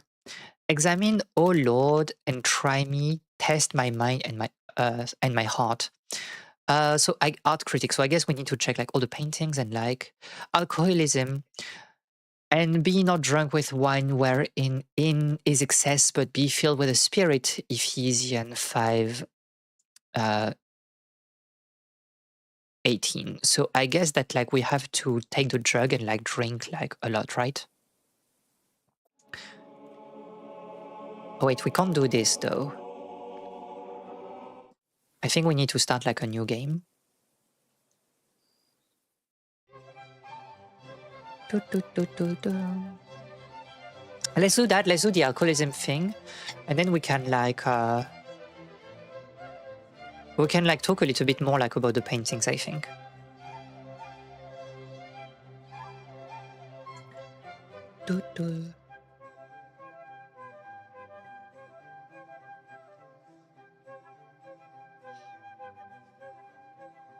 Very funny, like all those animals trying to get out of like the lake. Again, I love the bestiaries. Like I have a book, an academic book about like pictorial arts in the Middle Ages, and how like this is like such a vivid period also. Rah!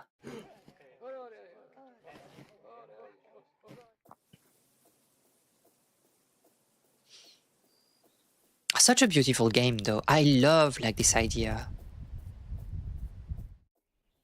Like this like scene is like so good with like the shadow of like the main character. Okay, we can skip that.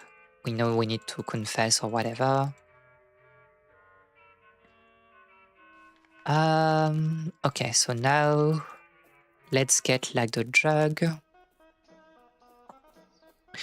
I still don't know like what's your deal, but I'll take the drug. This can be like a very interesting game to like speedrun also.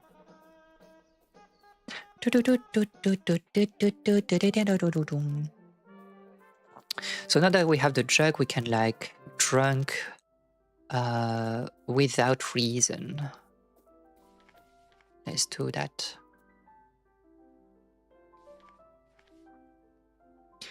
I rather not set, oh no, okay, not in front of the children though. Not in front of the children. Pascal's wager is funny because it might bait agnostic Bayesian thinking people. This is true, this is true. That's the thing with like the Pascal's wager though. You are burping in such like a loud and disgusting way. Imagine. But that's the thing also, like with the Pascal's wager, like it's a gamble in any case, but like because of this idea of like if hell and heaven exists, then your expected value is to believe in it because it's infinite value. But like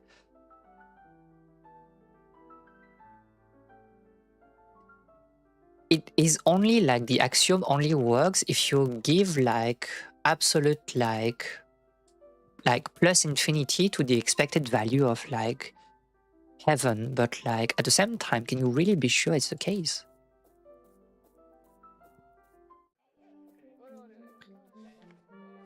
Is heaven that good? Oh yeah. Enough of that. Okay, so I got the alcoholism achievement. So now we can like talk a little bit about like art, I guess. Again, I'm not a specialist about like Renaissance like art, I will be fair. So we'll kind of like go through things like slowly. So this is what we saw at the end with like Saint James and the magician Hermogenes. Obviously you see like this magician because of like his bright colors and also like the kind of like West Asia Arabic like design. I think like you see like angels like behind with like weird little creatures and stuff. Very like disturbing. Obviously you have like I guess like Saint James on the back left with a church, but then there's this thing of like, yeah, magic is just like, you know, the realm of like evil and or at least strange things. I think here obviously like we have like Saint John that is like getting a lecture from Mary that you see like both in the sky, in the heaven and with a statue. It was repurposed as like a poet in here. I think it makes sense. And especially with like this kind of like poet that is like way too much like in love with the idea of like beauty and like, you know, courtly romances in general. Such an interesting like painting also because of like the contrast in color.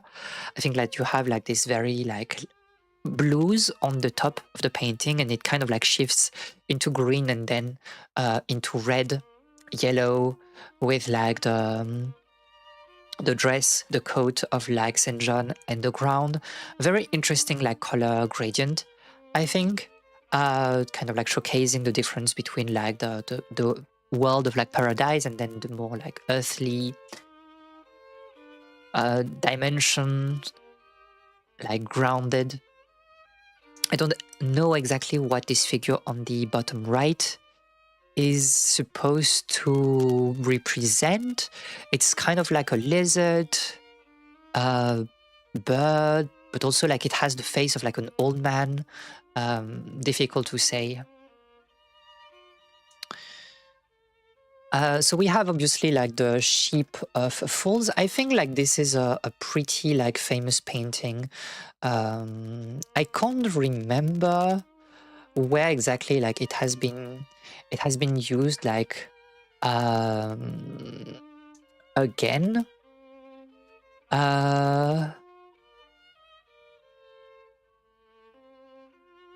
Obviously like this is not like a rare image, this idea of like of a ship of full kind of like people.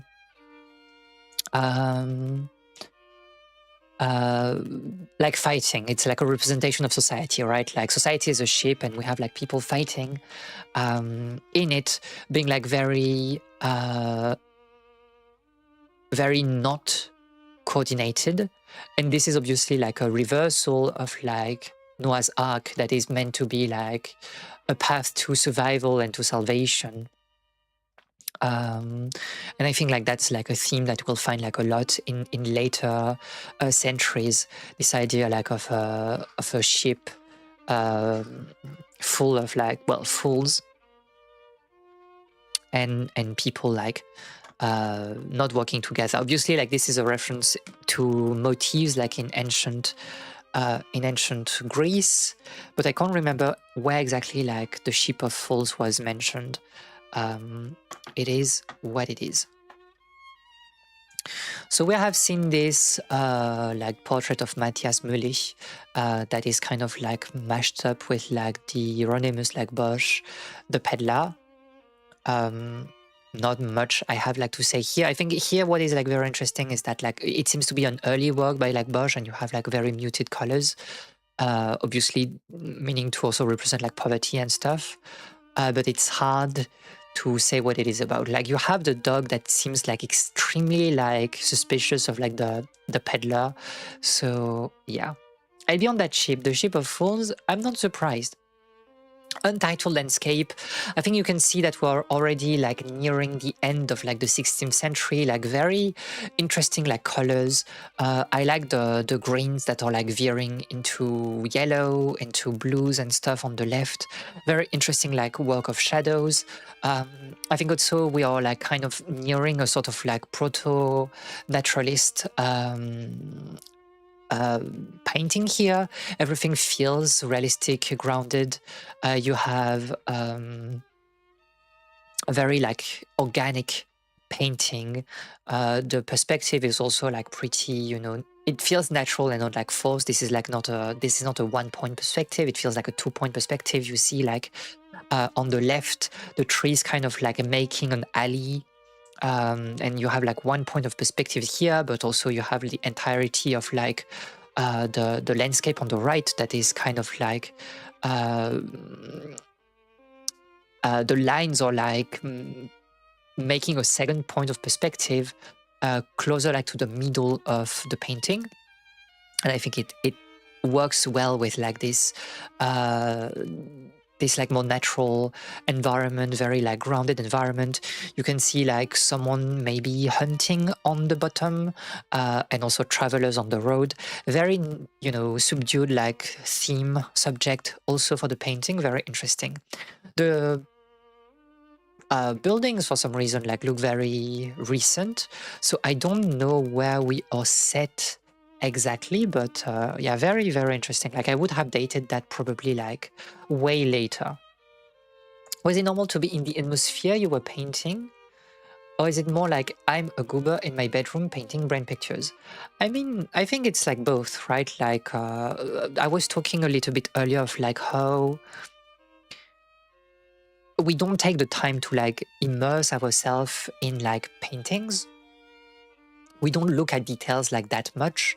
And I think like kind of like forcing oneself to look at things and to like get into the mood, like that's a very interesting activity. And so like to answer your question, I think it's both. Like when you have somebody like describe and like guiding your gaze, then you can like paint things, and obviously you can like imagine even without like the painting in front of you. But yeah, what I really like about this painting especially, and like you can see like on the left there is like someone, I don't know how obvious it is, but there's someone like kind of like dancing in between the trees in the left, like far away.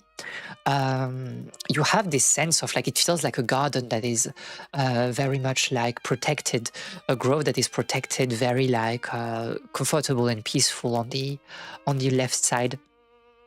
And also like brighter, kind of contrasting with the more like darker or like very sepia tones that you will find like on the left of the landscape. Like I like this one very much. So we have seen the shoemaker. I think like this one is pretty famous, like the shoemaker. I don't have like a lot to say here. I think what is interesting is like you seeing like someone working, and also like someone that is not like part of, you know, a very like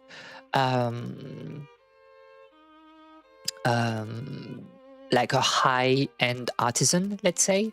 And so you have like multiple tools like everywhere. You see like shoes and stuff, hammers. You can see that like he is like pulling with his foot on like some sort of like belt. I think it's like very interesting. And obviously like you have like colors with like the vest, the inner vest that like he has, the bright like red contrasting with the blue and the yellow from his outfit.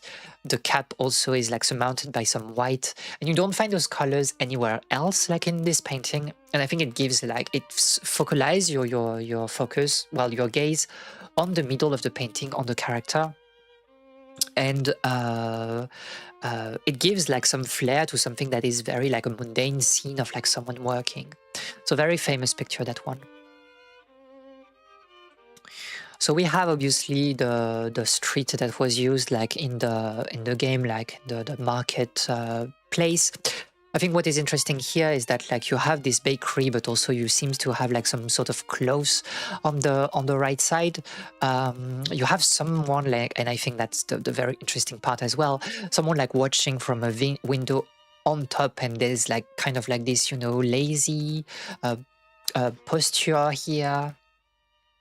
Kind of like somebody like observing in a very slow way what is happening in the street, while other people are, you know, just buzzing themselves, maybe going to the bakery, maybe like working, going to work. You have like some sort of like merchant, or some, he holds like a sword. He feels like an official, maybe like not exactly a guard, but at least like a public official, walking in the middle of the screen towards the right. And you have this sense of like verticality, right, with like the buildings, the windows are like so high, and there's this sense of like,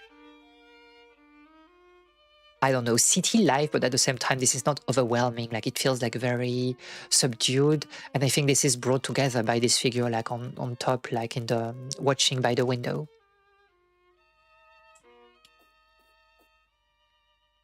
The Temptation of like Saint Anthony, I can't really remember what it was about.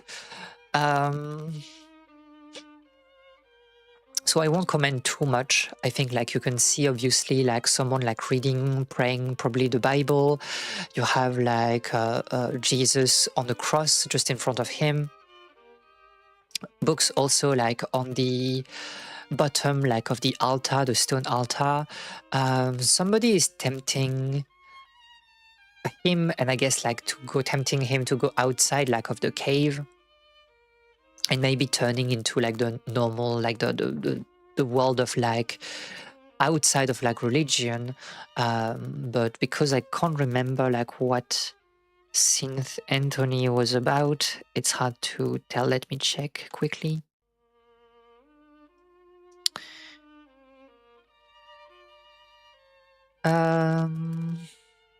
There are many of you though.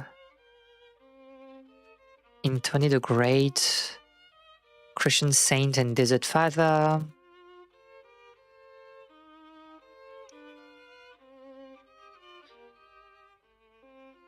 Anthony suffered martyrdom with Anastasius, Julian, Celsius, and Massionilla during the Diocletianic persecution.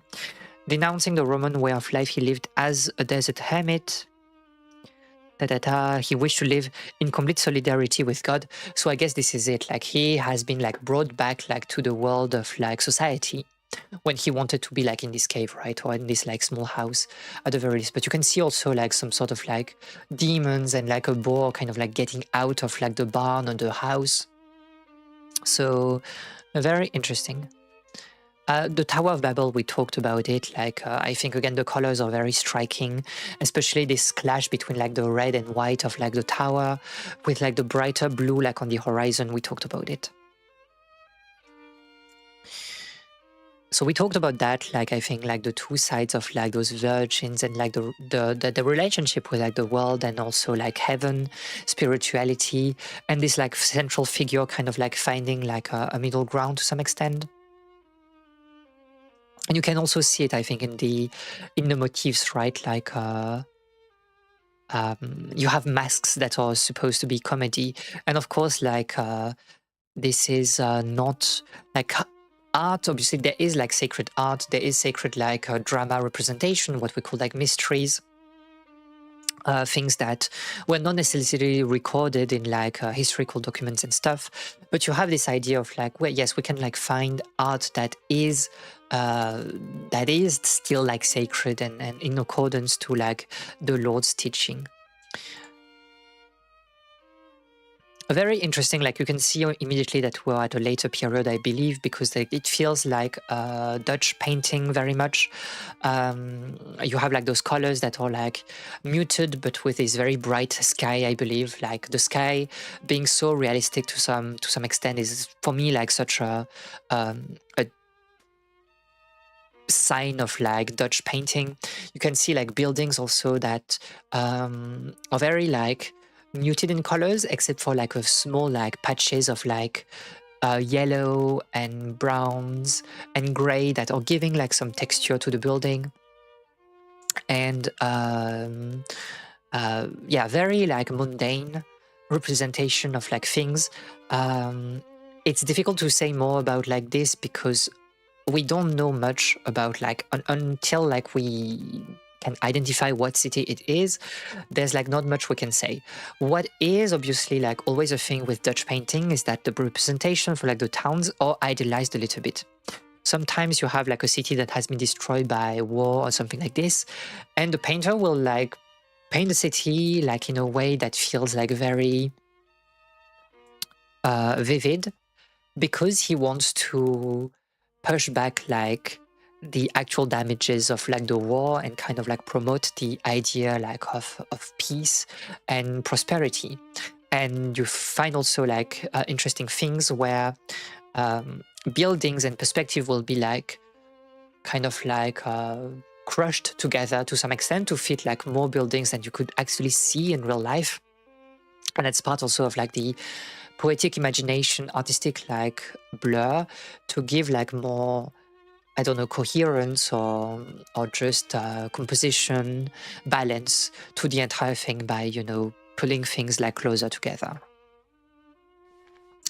We talked about like this painting that is like at the center of the game. And we talk about like this very vivid scene of like a carnival and Lent with like so many details. Again, you can see like how busy human life is, and I think it's like very much like a thing of Renaissance painting, kind of like opposing the calmness of religious like themes with like the kind of like hyperactivity of like human life and especially life in the cities. And we talked also like about this very famous like garden of earthly delight, and you can see also in the central like panel you have like so many things, because this is a representation of humanity. So obviously it's very crowded, people doing a lot of things.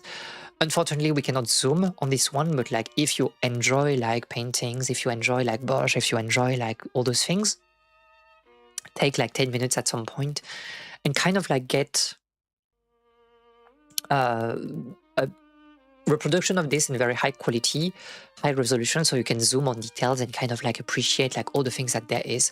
I think like taking a look at the animals is such like a very interesting like activity, for example. Whereas Waldo, spiritual ancestor, this is kind of like the thing. You see like details that like, they don't pop up immediately when you look from afar, but when you zoom, and that's kind of like the point, your gaze will be like caught up by, you know, very like interesting like details, people fooling with each other, sometimes being violent, sometimes being funny. And I think this is part of like deciphering like Renaissance like paintings. It's also like a game, kind of like finding all the scenes that are a little bit like, you know, weird, and just like enjoying them. So let's start from like the top left. Patinière, so very early like painting. You can see here that like the perspective is like less clear, right? You have things kind of like in a linear fashion. It feels a little bit like wrong. Obviously, you have Jerome like in his little tent, kind of like a desert hermit. And I think this is a very big theme of like those paintings, is that we're matching up like locales that are familiar to us. And you can see here with the cities, with like the buildings at the second second ground, like beyond like the rocks, but with like tents and things that you would expect like more in a kind of like religious painting featuring like Egypt or something like that.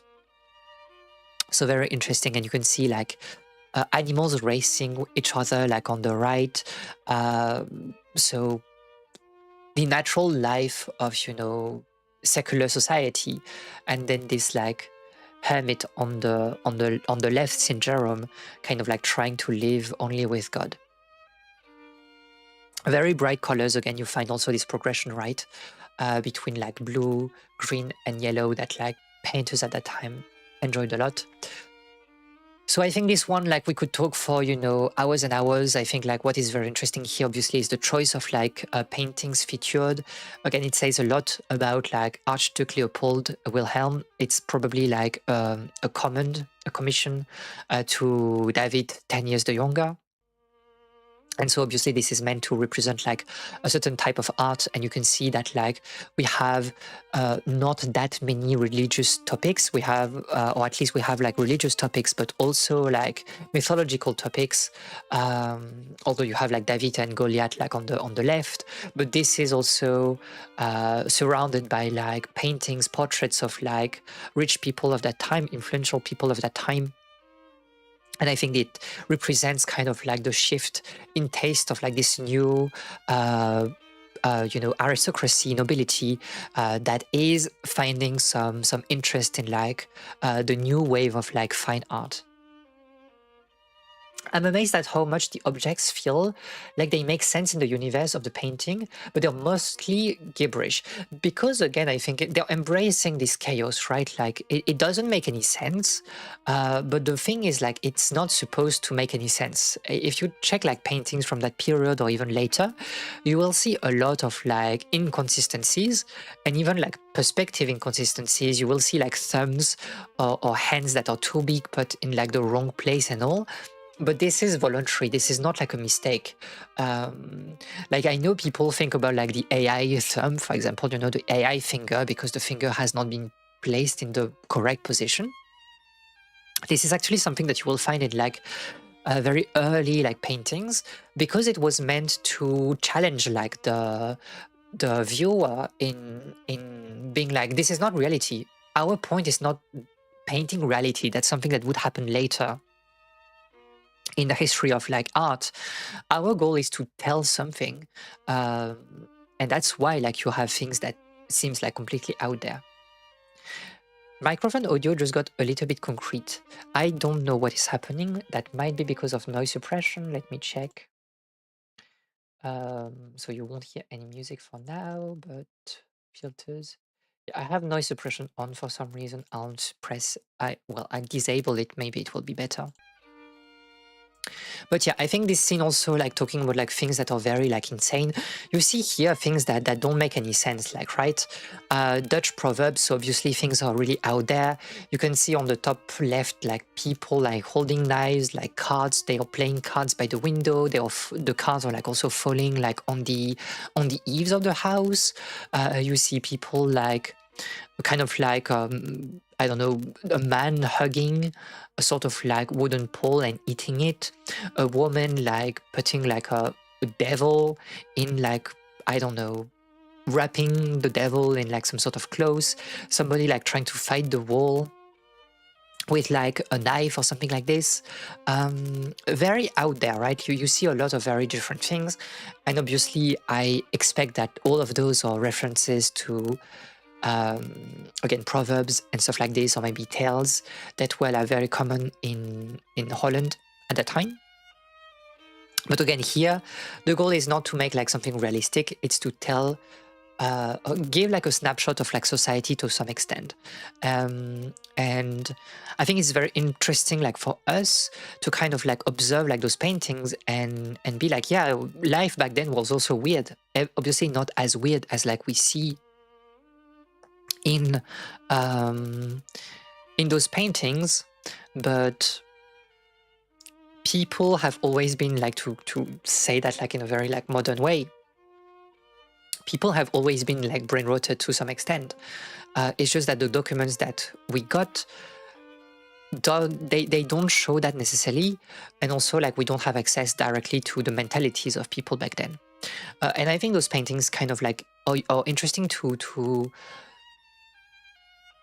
see as like a gap between like those like ancient societies, those older societies, and our time. Like things happen also like back then in ways that were like very weird and stuff. And yeah, people are not like, you know, just statues and stuff in history. So you have this office, obviously, that is, well, the office that we have seen like before with the payment of teeths. I think like you have here a very like grounded theme, right? That is also kind of like showing what society is nowadays, with like this idea of like, yeah, taxes are becoming like something kind of like institutionalized in offices and stuff. And you see like the development of like a more like thorough organization of like things. And again, a way like people think a lot about like using text documents when we do history. We use text, we use like maybe inscriptions and stuff. Paintings and art is also like a very interesting way to get into like ancient mentalities and history, but we need to interpret it by like accepting that what we see in those paintings may be wrong, because the painters may have made some like choices that are kind of like distorting reality, but it gives like a good like basis to like compare things. I think you see like this those like papers that are like on like a wall, like in the back right of like this painting, and someone like reading them. You can see some sort of like tighter organization and things, and kind of the rise of like public servants that are specifically assigned to like those tasks of like bureaucracy and of like holding, you know, things together, like in here, like probably like in a city, right? But maybe from like the eggs from like the kind of like the wood that they are bringing, those might be like people from the countryside coming into the city to pay for things. So yeah.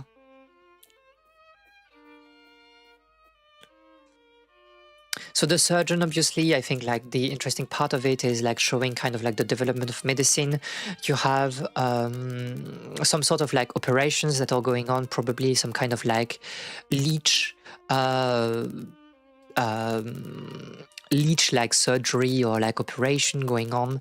I think the interesting part in here is obviously like showing how modern like medicine was at that time, how like you have like concoctions and stuff being invented, how you have like a professionalization of like you know, doctors in cities, and probably with people that are not nobility necessarily. And there's obviously this very interesting like figure on the top right of the painting, kind of like watching the proceedings, like kind of like a voyeurist old lady that is like watching what kind of like operations we are doing like in this office. The monkey in chain obviously is kind of like a very interesting part.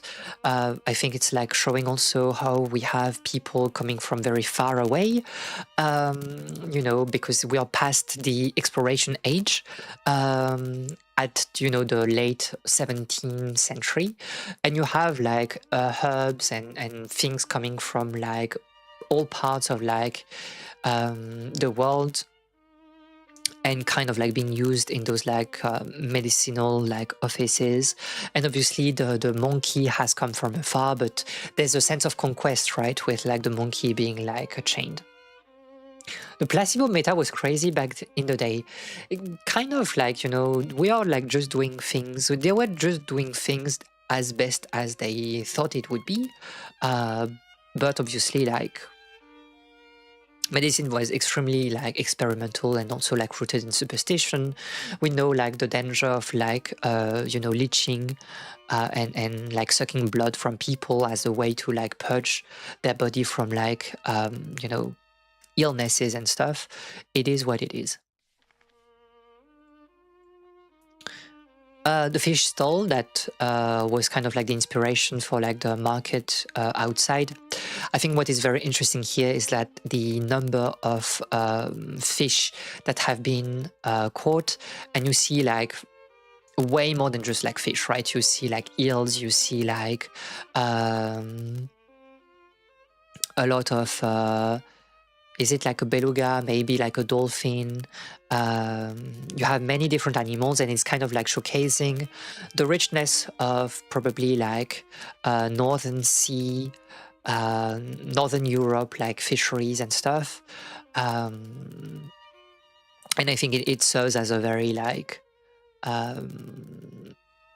interesting like dive into biology at that time. You see obviously animals that are still alive and kind of like shouting at what is happening, because like the fishmongers are like killing and kind of like processing fish right now. So there's this sense of like dread almost in the painting, in some ways, like because of like the mess of like fish and all. There's a kind of like almost like religious hell aspect to it. It feels very much like Sodom and Gomorrah to some extent, when you see like pictures with like, you know, beasts like getting out of like the sea. There's something a bit frightening about this. Like, we know that, for example, like cosmic horror and just like Lovecraft in general love using like sea creatures as like a way to convey like this horror. I think that because of like this amount of realism that we have like in this picture, and like the focus on like this kind of like mass of like fish, and especially because they're kind of like torn, flapping onto each other, this is like a little bit disgusting. Were the evil space orcs? Kind of. The Mary family, so what we have seen like obviously earlier, I think what is very interesting in here, I won't comment too much, but what is very interesting in here, in my opinion, is like the expression of the people. Yes, you have merry people, but you have people that are also like the two women on the right, they seem like very scheming, right? Like their smile is very frightening. And I think that's part of like those paintings. It's to elicit some kind of like weirdness. And when you have like characters that are like portrayed like this, it feels weird to some extent. And that's what I was saying with like thumbs being put like in the incorrect position or such. It grabs your attention and asks you, how do you want to really like interpret this like picture, this painting? The same way like the woman in the center is like holding like a kid, right? But look at the facial like features of like that kid. Like he looks like an old man, and I think yeah, there's this sense of like merriness, but also like merriment, but also like disquietness, or just like something is wrong with this picture, and that's part like of the fun of like watching it, I think. So we have talked about Leda and Swan. You can see that this is like a mythological like subject, but also with like colors that are very reminiscent to like liturgical and kind of like religious like topics. But like in a modern era, right? Because you see houses like in the backgrounds that are like more modern like buildings, but you know that Leda is like a motif from like ancient Greece, obviously. Leda being assaulted by Zeus, who took the form like of a swan. And you can see that the swan is kind of like twisting its neck in a very like weird fashion. And the gaze also, it's kind of like a pervert gaze, like a very like contented, but in a disgusting way. And that's the whole like myth of like Leda and Swan. So kind of like using like mythological matter to put them like in a more like modern, you know, art style. Is there any documentation about how long it took to paint these works? Obviously, it depends from work to work, but like some of them take like several. We know like some of them took like several months, some several years. Most likely, like you will find those informations like in logs, journals that documents that like the painters have left of their own work. But sometimes we just don't know. Sometimes you do like approximation of like how long or when it was like painted.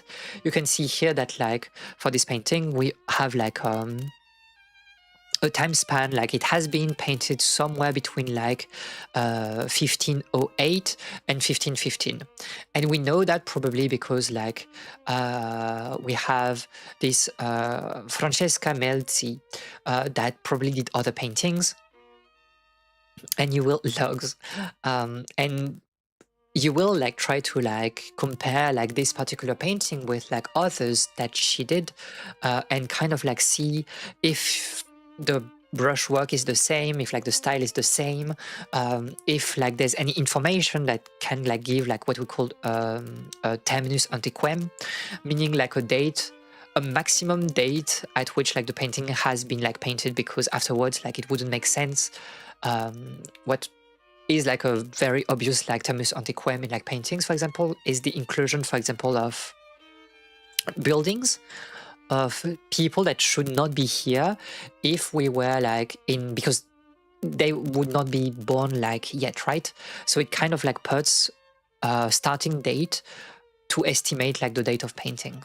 But for the actual like time it took, yes, it's like a lot of, you know, written documentation left by artists or witnesses and stuff, especially if like you have commissions from like nobility and stuff. You can have like maybe the early commission like offer, or like the contract, and then you have like the date of like maybe, you know, when it was like received by the patron later, and so you can like guess how much time it took to paint those things. But artists at that time, obviously they were painting like multiple things at the same time, most of them, so this is like very floating, very like work dependent, and every estimation of like the time it took is obviously like subject to a specific like investigation of like sources. The interior of a peasant's cottage, I think it's very interesting also because it gives like an idea of like what life could be at this point. Obviously, we shouldn't like believe that 100%, because you have like on the left, you have like this paper with like a lot of things written there. It might or might not be true. Again, it gives like an idea, it gives like some hints, but like we should not expect like, for example, a peasant to have like a violin that you can see like on the left wall, kind of like hidden in the shadows. So that's the very interesting thing about history, is that like you always need to doubt your sources. There's no way we can like trust everything. We need to make sure that we keep like a sort of like objective look on like what we have, and not to like fall for like interpretation traps. So we talk about this this painting obviously like earlier. Again, I feel it feels like so modern for the time. Like it's unbelievable that it was like painted in the early like 17th century. I think it's like a wonderful like work. The light and the whites are like so majestic. I don't know what to say. Like it's a remarkable like painting. I love it a lot. Like I wouldn't mind having that like in my home. We kind of like talked about it. I mean, there's not much to say here. I think it's a very like pseudo-religious topic, obviously, because it's the flight into Egypt. But again, like with a very like modern, you know, aesthetics, like it feels like the early Renaissance instead of like Egypt. Like you wouldn't think about like Egypt watching this, and I think you would be right, especially with like how people are dressed. But that's the thing of like melting periods together, what like this game is also trying to do. Concept in an egg, I have like no explanation for this. This is just, you know, part of like, again, the brain rot of that time. Like you obviously had a lot of outlandish ideas in like pseudo, you know, religious like writings, and people kind of like interpreting like demons in, you know, various ways. I think a good example that is well known is like the Divine Comedy, and things being like very weird when you like read the actual text. And this is part of like this current of like, yeah, religion, the world is weird, we need to be weird, and like, yes, people are like making a concert in an egg, but also like, what's the problem? And you will find that like music is like a very like big themes with when it's like associated with demons and stuff.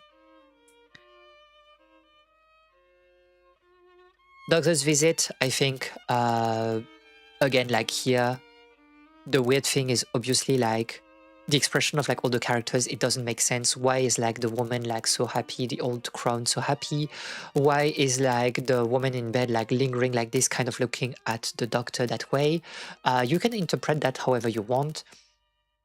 I think what is interesting is also like the more classic like painting, the painting in the painting in the background, and it's kind of like showing an older scene, probably like, you know, some sort of like mythological of like literature matter that is kind of like clashing with like the more like prosaic and modern like subject of here, like a doctor visiting someone.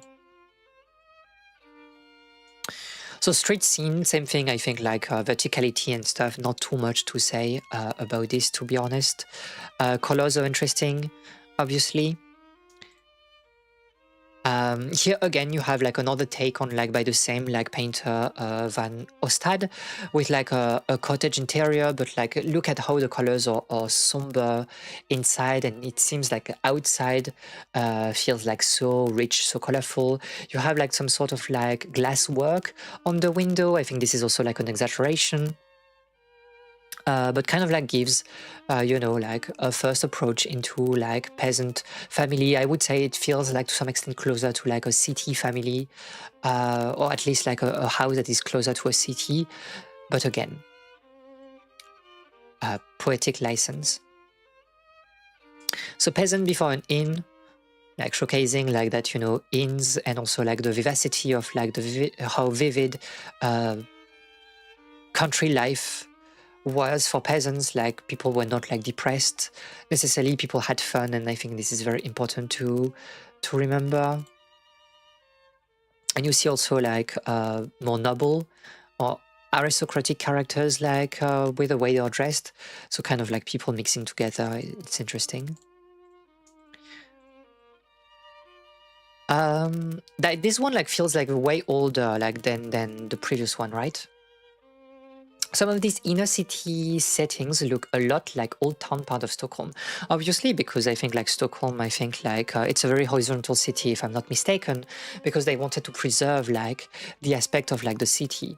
Like I've seen like Stockholm, this is a very horizontal, not a lot of like tall buildings. You have maybe like one tower in the center, if I'm not mistaken. But yeah, there is like this idea like in certain like cities, and especially, you know, in Europe, like this preservation of like old parts of like the city, and kind of like this style of life to some extent. And I think like buildings like this, you will find them like very often in Europe, in kind of like the old town part of like the city. In here, obviously, there is a contrast between like, you know, peasants having fun, being at the inn, tavern or whatever, and the church like in the distance. Kind of also with like blue colors, so the bluish color of like heaven and kind of wisdom, against like the brown, yellow, red, orange colors of, you know, daily life and daily like amusement, delights, whatever. People having fun, people drinking together. Very interesting. So we kind of talked about that again, like very like, you know, the desert, but it doesn't seem like a desert. And you see like cathedrals, modern cathedrals and stuff, or at least like proto cathedrals. Like this is like on the verge of like getting into like Gothic art. I think you can see like on the right, the kind of big church has this like a round glass window with recesses and stuff. Obviously this wouldn't happen like in the desert in Egypt back then. But again, like there is a flexibility with things.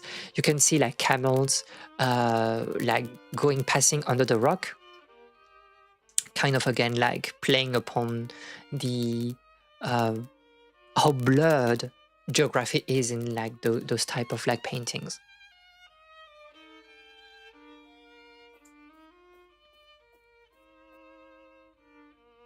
So the land of cocaine, which is like obviously like this land of you know, sloth to some extent. That's what we're seeing here. People like the man is like sleeping in his or resting in his coat that has like enough fur in it. A very like strange picture as well. You see like motifs that we're seeing a lot, right? Like the pig kind of like being half skinned on the right with a knife like kind of like being stuck between his skin and, well, you know, within its skin. So yeah, kind of like the weird part of like of Renaissance painting. So you have here like a more traditional like one point perspective here with a church matter, I think a religious matter, or at least like painting of a church. We haven't seen that a lot in this game, but this is like part of like, this is prime like perspective like painting. You will find a lot of paintings that are like inside like churches, within colonnades and stuff, because like you have very clear lines, and I think it makes for very like clear cut paintings. And obviously here you can see like characters. I think this is the uncommon part of here with like iconoclasts, obviously, so people like kind of like taking down like those icons. You can see like people pulling on a rope to bring like the idol down. So a very like technical painting, obviously, with a church, but also like it says a lot about religion. You can see like this priest kind of like hiding in the corner, like in the left side of the painting, kind of looking horrified at what is happening.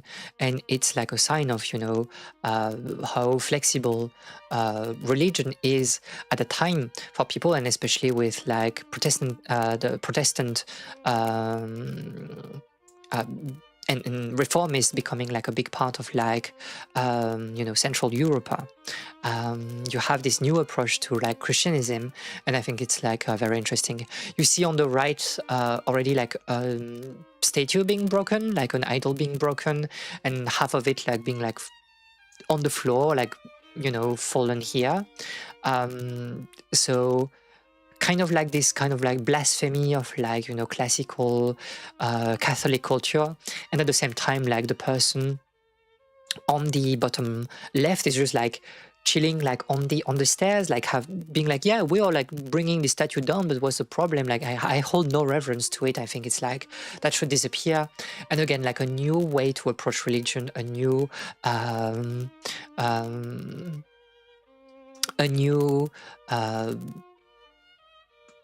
type of like relationship with like spiritual things. But at the same time you can see like this big like kind of not necessarily altar, but this painting with like Jesus crucified like on the like far in the left of the picture, like past the columns. You see like this painting of like Jesus and like Mary next to him, but this like is a kind of like isolated from the rest of like the painting, because it's like stuck within like this arch. And this is kind of like a peacefulness, something very peaceful, kind of like contrasting with like the crazy aspect of like the fights that are going on, you know, everywhere else on the picture. Kind of like a humanity scene, very much, I think. Like it's chaotic, but in a very like almost like controlled way, with like architecture being like very like neatly depicted. It has, I think, like, yeah, there's humanity kind of like tile vibes, but with like crazy things happening like next to it. So we talk about the very weird, obviously, inclusion of like this Goya's painting, because again, like it was meant to be a contrast for like how we portray women in painting, and here obviously this is way closer to our current taste in you know what beauty is, something that wasn't necessarily the case in the Middle Ages or Renaissance, and like having this anachronistic painting, I think, was very interesting in the game. The Cure of Folly.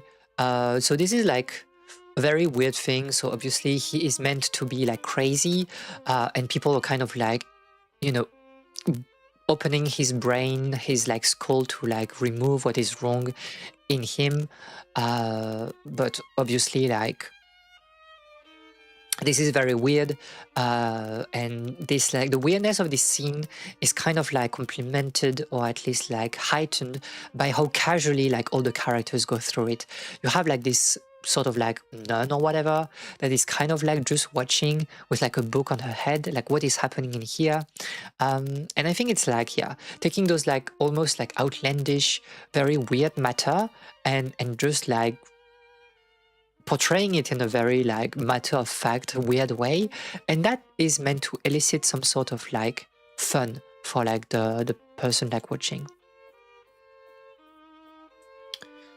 Yawning Man, I think, again, like the interesting here is really to look at like very weird expressions. Like not everything is meant to be like beautiful, quote unquote, and I think that's like a very important part of like art. There is like a lot of fun looking at things that are a bit disgusting, a bit weird, a bit like ugly, because this ugliness was like voluntary, obviously. So Saint Anthony, again, I think you have this temptation of like someone wanting to live like outside the world and being like pulled back in the secular world, and you see this man kind of like being, you know, very bored and almost like despondent in, you know, amongst like all the things that is happening to him. There's like this weird like fish person like swimming in the river. He pays no attention to it, and I think it's like quite funny. Portrait of like Giovanni Arnoldi and his wife. So this is a way like straightforward painting. What is very interesting in here is like how early it is, right? The off-grid movement is timeless +2. So like what is very interesting here is that we're in the mid 15th century, and you have like this style already like very realistic in some extent. You have this one point perspective. Obviously, you see lines on the floor, the lines of the bed and stuff, kind of like going into the mirror. And you have like this double mise en abîme, because you see the characters, but you see them reflected in this like kind of like circular mirror, where like the lines are like meeting all, you know, together at the center of the composition, like for the perspective. And you have like something that feels like very modern, like look at the colors on the fold of the dress. This is like insane work for the time. You have very bright colors. I think like this green also is like very realistic, very like nuanced, complex. You can see the show of light on it, light that you can also see like on the fold of like the coat of like the man on the left. And like look at those faces also, like the how detailed Giovanni is under like his hat. And I think it's like you would like probably date that way further like in the future, but no, we are in the 19th century, and I think this is kind of like showing the vitality of Northern Europe at that point, of Holland, and how we have like this like first kind of like Renaissance happening for Northern Europe. So again, very interesting to look at. So Adam and Eve, what do you want me to say? The interesting thing, I think, for me is like the animals that are represented here. I think that like the depiction of like Adam and Eve is pretty straightforward, but you see a lot of animals. You see herons, you see deer, you see a sort of goat, you see like a lion on the right, a boar, and probably either a horse or a unicorn. I think it's a little bit unclear back then. And everything is very like squished together. And I think it's like a very interesting painting for like the bestiary more than anything else. The expression of like Adam and Eve is also like quite funny. So Adam and Eve, again, here you see that the serpent is kind of like crowned with something, like he looks like openly sadistic and mischievous here.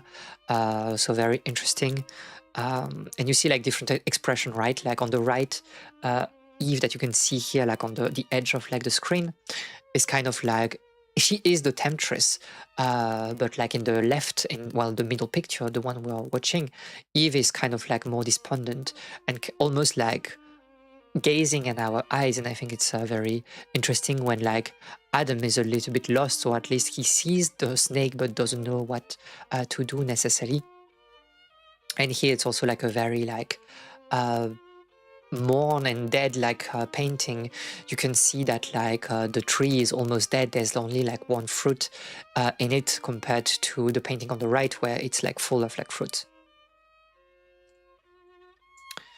August from Zachsen. Again, probably like a commission. In here you can see that like it's really putting in highlight our noble aristocrat, very like rich fabric, very detailed fabric. So this is meant as a show of power. He's holding his sword as like, you know, power coming from his rank, probably, and also his military power, and also some kind of like maps that are hidden in his cloak, because, or some documents, because he is also like he is involved like in the affairs of like the city. Probably he's very rich, very like included in the life of like the community. And that's kind of like the shift at this period for like nobles, or at least aristocrats that have been, you know, gaining a lot of power. It's through money, through commerce, through their place in the cities. And this painting is kind of like reflecting that this is a show of power. Thigh highs were in style. It's the case. It's like you will see a lot of people in thighs like this, and also you will see like a lot of people, men, and especially probably like in later like paintings, especially in France, you will see a lot of people wearing like small heels, like men wearing small heels. That was very much in fashion at that time. And don't like forget that night, for example, like night gown or like a dressing gown were mostly something worn by men first, before becoming something like, you know, that like women would wear. Autumn, I think here like we have like somebody like drinking kind of like wine in a very like rich glass, probably because he has been like brewing his wine himself to some extent. If the title is autumn, you would expect like the grapes being like gathered at this time of the year. It's a little bit unclear what is happening like in the background. Obviously someone is like making a barrel, but you can see also like, yeah, this is grape, right? Like the black things that you can see like in the inner part of like the barrel. That one character is kind of like, you know, tilting over the ground. So yeah, this is like someone working in a vineyard, kind of like drinking his own product. And like the kind of like outlandish part, I think it's like how decadent the glass is for like, you know, somebody like dressed like this and also working in the field. Young Knight in landscape, very early. You can see that at like the bestiary, the flowers, very much like a showcase of like nature in here. You have like full plate with male with male like under. There's a castle. It's probably like taking a very specific locale. There's a knight also, or at least like a guard that is like, I don't know. Right, he has like some sort of like coat. Difficult to say, like, you know, out of the just like this, what kind of like city or country he's representing. But I think like, yeah, it's like the subject is not necessarily the knight, in my opinion. The showcase is mostly like nature here, because it feels like so lush. You have like so many different types of like plants, flowers.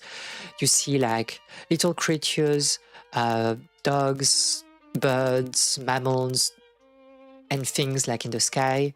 And the knight is kind of like almost taking like a step back from all of this. Like he's not the main focus in some ways. Very much something that you can find in like Arthurian legends as well. Like the world is as much like of a focus as the characters. We need a fashion rapture. Clothing has gotten so stale in the past century. Yeah, obviously, because this is like fast fashion. So it is what it is. And Portrait of a Saxon Noble Woman. I think you can see like she is a noble at the very lush and rich like dress adorned with gold. You can see like a very tight corset, jewelry and stuff. There's a sort of dragon in the sky or something like that that is like shining like in the sun. Difficult to say why. Obviously you have like some amount of nature here with like deers kind of like frolicking in the little like field grove behind the lady, and she's holding some sort of like either instrument or like a jar or something like this that she can probably fill with things. But here, like, I think the subject is clearly like the noble woman. This might again have been like a commission. This is very like, you know, English in style, very English painting coded. But unfortunately, we don't know who this like lady is, so it's difficult to say if it has been like commissioned by her husband or something like this. The urge to live in a 15th century gay society, I am not sure it will happen. It is a seraphim. This is the representation of a seraphim. Let me check that. Seraphim, Renaissance paintings.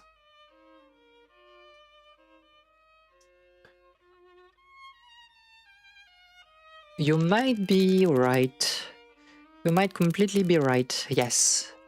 To some extent, I think it's like the wings are kind of like unfolded, which might be why it looks that way. I'm not exactly sure, to be fair, but yeah, the inclusion of it though, like the exact analysis, difficult to say like what goal it serves here.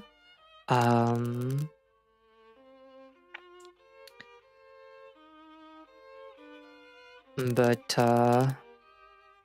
yeah, I'm pretty like unsure about like the meaning of this thing in this particular painting. Again, I'm not an expert on like Renaissance, like talking out of my butt. I mean, it has to be some sort of like creature, right? The question is like, is it like a religious like creature or is it like a mythological creature? Because this would like kind of like inform also like how this lady wanted to show herself. And if her family maybe was like more, you know, of a religious like family, or if they had like more like prosaic and secular matters at heart. But yeah, all of that to see that you can see that like paintings like this, they go in like all different directions. We have like so many different like influences, styles, and even from the same like painter, things can be very interesting. And taking like this gallery here, it's really meant to be a sort of journey through art at this period. A golden condor, I'm not sure about that. And this is kind of like informing also the game in itself. I think like there's something very nice in like blending all those things together and mashing them up like in a very like you know, novel modern game. And you can see here, you can see how like from all the paintings that we have seen, things are blending like in a very interesting manner. Like it feels vivid. It feels like a very like out there collage, but because it like assumes the fact that it's a collage, everything feels like very, very nice, very balanced. And again, the geography doesn't have to make sense, because this is also something you will find like in Renaissance, like painting to some extent, like geography doesn't have to make sense. But at the same time, it's outlandish, like on the left, because you can see also like the Tower of Babel, like kind of like growing in the sky. But at the same time, like if you look at the right, where you had like more nature, the perspective feels like more natural, more like believable. And I think it's like this kind of like constant contrast and you know, not caring too much about the rules, but more about like how it looks, what it conveys. I think it's like a very interesting take on art, and art is always about like taking inspiration and making something new. So I've seen like people like asking the question, can we really like praise the art style of this game because it has been lifted from like all different paintings? Yes, but like in a very like collage fashion that I think is like very unique and very tasteful. And yeah, so that was the first game in like this series, this triptych of like the Immortal John, and probably we'll play like the two other games at some point to kind of like see what more we can do with this formula, and and also what kind of like story we can tell. So yeah, is it like an educational game? No, but I think it's a game that is opening windows for people to be interested. And that's kind of like all that we can ask from games, right? Like making us, or from art, making us interested in like other things. So yeah, if I have a recommendation, and I think it's like, it feels like so natural, right? Like when he's like walking and then when he's running, it feels like believable. And I think this is like such a marvelous like art style and aesthetics for this game. So yeah, what I wanted to say, like one advice I have to people, because especially in our like fast lifestyle society, is that take the time to stop at some point and to look at things. There are a lot of like, especially with like Google Art, you can find like a lot of like different like artworks, paintings and stuff on the internet for free. Take the time to, you know, select one that you find interesting and just look at it for 5 minutes. You put like a, you know, a countdown, a clock next to you, you put a clock next to you, and you're like, I'll stay here for like 5-10 minutes, and I try to like immerse myself in the painting and like kind of like see what I can gather from it. And even if like you don't understand it, you will like find things that are of interest by virtue of like spending time in front of it. It's meant to be challenging. It's meant to be like of pushing your limits in some extent. And even without like historical knowledge, I think that it will open one's mind, and like we experience art like in a very like different like fashion afterwards. Like we have more appreciation for like the small things. And then if you're curious, you can like look at like a sort of like explanation of like what is happening in this particular painting that you're watching, and I think it's very good. Hi, hello Sigrid, how are you doing? We are basically nearing the end of this stream, but like I'll yap a little bit more. I think like lately I will wait. I don't mind like the music of the game, but we need to find like a spot where the music is not as insane. It would look much better if you upscale the resolution to like 4K and interpolated it to 60 FPS. I will die. I'm doing good just busy with like Wii or busy with like, that's why I was not streaming for quite a while. Like there was 2 weeks without streams. I was like so busy with things. So I completely understand it. So yeah, let's put this music as the background. Oh, maybe like the music from the Doctor.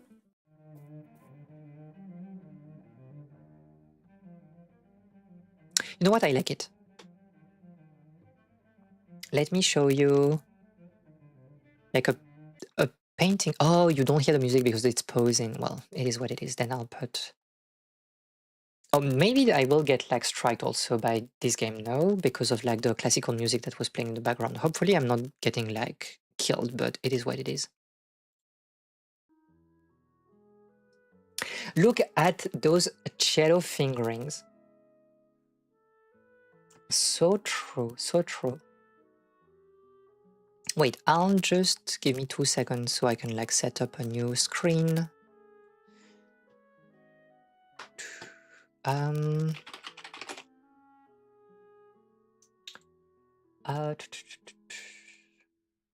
was looking the other day, I spent some time looking at like a painting, and I was looking at Guernica. Can I have like a high resolution Guernica or not?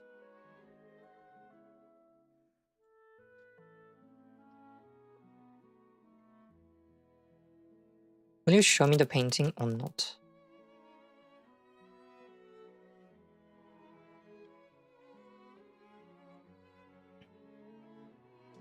The cello so technique.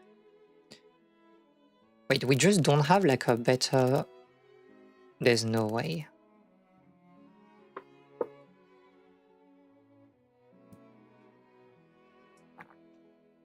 Wait, Guernica is not like in the public domain before, like, holy heck.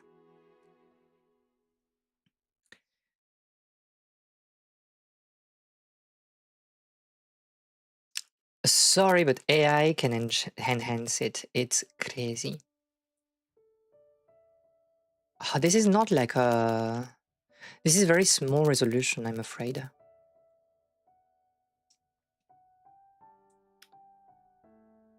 Wait, I think like Grand Continent... wait, let me shut down that like 2 seconds.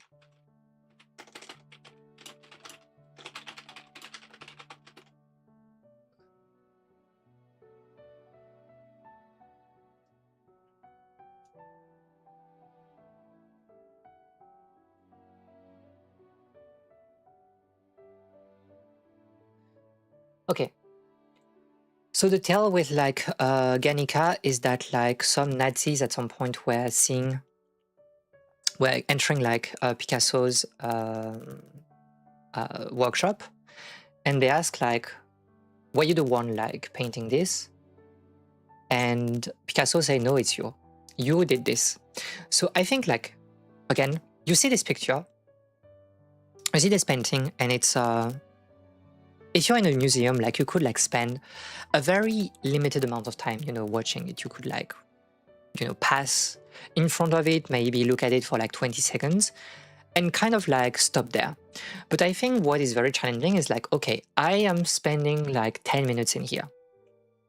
And obviously like there are like a lot of details that you can watch. I think like what is very interesting is that this, what is this? This is like a bull, horse at the same time.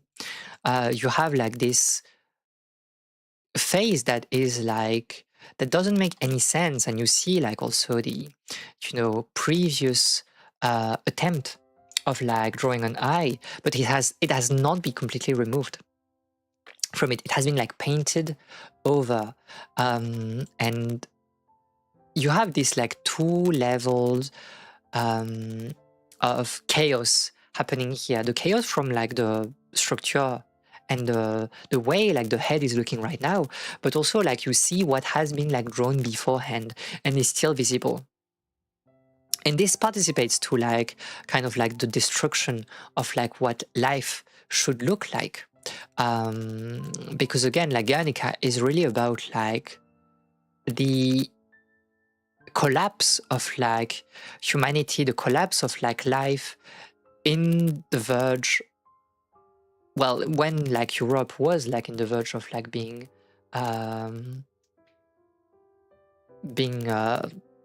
well, destroyed by like Nazis. You are on a 20 stream streak. Can you believe it? What is this? Like, this is a new thing from like Twitch. I'm losing my mind.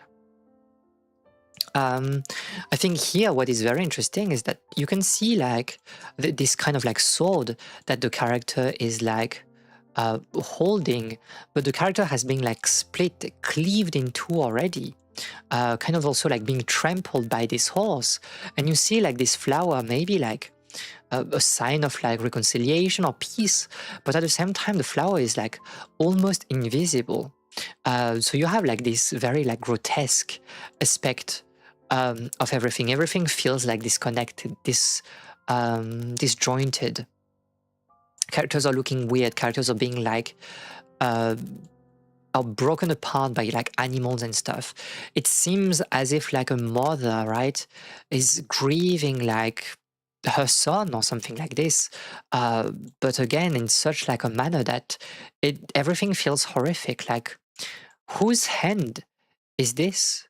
Like the woman is the hand, but you have like a superfluous like hand in here, feet that don't make sense with like this hand or whatever this is. So there is a chaos, like the violence of like Nazis are making like humanity unrecognizable, to a point where we don't even feel like afflicted by, you know, those characters. It's almost like comical how broken they are, and how they have lost their humanity in here. And you have like this very minimalist, right? Black and white, that is kind of like just showcasing like things in a very crude light, the light that comes like from this like bulb light, and shining a light on like the deeds that the animals made, and also like what is happening in here. Eating someone, it feels like, you know, this is like the hand of someone stuck like in this horse's mouth. Maybe after like, you know, trampling the corpses, the horse decided to eat someone. And you have like this character kind of like, you know, opening, I don't know, the cellar or something, and watching, peering at what is happening like inside like this room. And this is just like violence. You can see like this completely you know, astonished look, almost like a snake kind of like entering here and like watching like what is happening. You have also like this very long arm that is like holding like this lamp like in such like a weird fashion, and again like casting a light on what is happening. But like, can you understand what is happening? Can you understand like the level of violence going out in here? You stand the 5 o'clock shade body hair look. So true. Everything feels weird. Everything feels pulled apart. You have like this character like rushing, kind of like looking determined or something like this, but also like determined for what? Fighting the horse? Fighting something? Or are you the killer of like this person that is, I don't know, trying to hold on the wall or something like this, escape from like this place? It's very unclear. And again, we can spend like time looking at details, like look at this bird, just like, you know, making noises, almost invisible, if not like for this like streak of like white shining on him, on you know, it's the top of like its body. Maybe from the light here it's pretty unclear. And there's something like almost like miserable in how it looks, kind of like looking in pain or like in disgust at what is happening in here. And I think like the terror of the characters is kind of like contrasted by the almost like dumb look of like the animals that seem to be committing like those, you know, horrific like deeds. Like there's blood, like, you know, streaming from like its teeth, but look at the eyes of like that horse. He is completely stupid. He doesn't understand what is going on. He doesn't understand like that like someone died just below. It's the same thing for like this kind of like horse bull that is standing here. It's like he looks just astonished, out of it, not understanding what is happening in here. Well, this like lady is like screaming in anguish, like to the point like she has like, you know, some snot like falling out of her nose, and kind of like taking your time. Like I'm doing the commentary here, but like taking your time and just like looking at things, I think it helps. It opens your mind. Yeah, the animals are just like this. They're just surprised. They're just nerds. And now, like, you know, we have spent like 8 minutes or so like watching it. At some point you say like, okay, it has been enough. And then you read like an entire analysis of it, right? You try to like understand what is happening. And it's like, oh, they are saying that this, you know, lamp is also like, it looks like an eye, right? And it's the eye of like God. And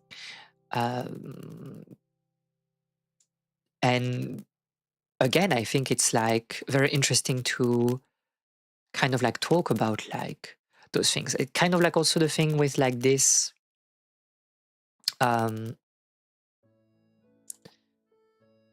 like this portrait, right? We talked earlier about like things being like incongruous. Look at those fingers. Look at those. This thumb should not be here, right? But this is not AI art. This is like somebody decided to like draw, like to paint this like very thick thumb in here, because it is meant to be almost derogatory. We are looking at Bertin. This is like one of the most powerful men in his time. He was like controlling media at the time, but he is drawn in a way that is like almost comical. Look at like that hand, and beyond even like the thumb, look at the size of the hand here. And then look at this hand here, how big it is. It looks like so big, so, I don't know, almost like disgusting, right? How big it is. But that's the point. It's like not a portrait that is showing like Bertin is like in a very like good light. You could say that like his hair right here, it's the sign of like somebody that is like not, you know,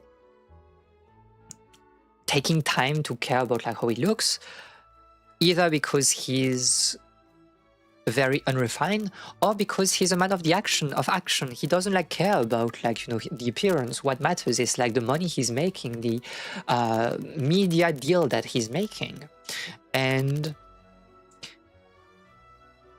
looking at it, it doesn't feel like a very flattering, like especially with the space, like right, the space of void, the wall in here.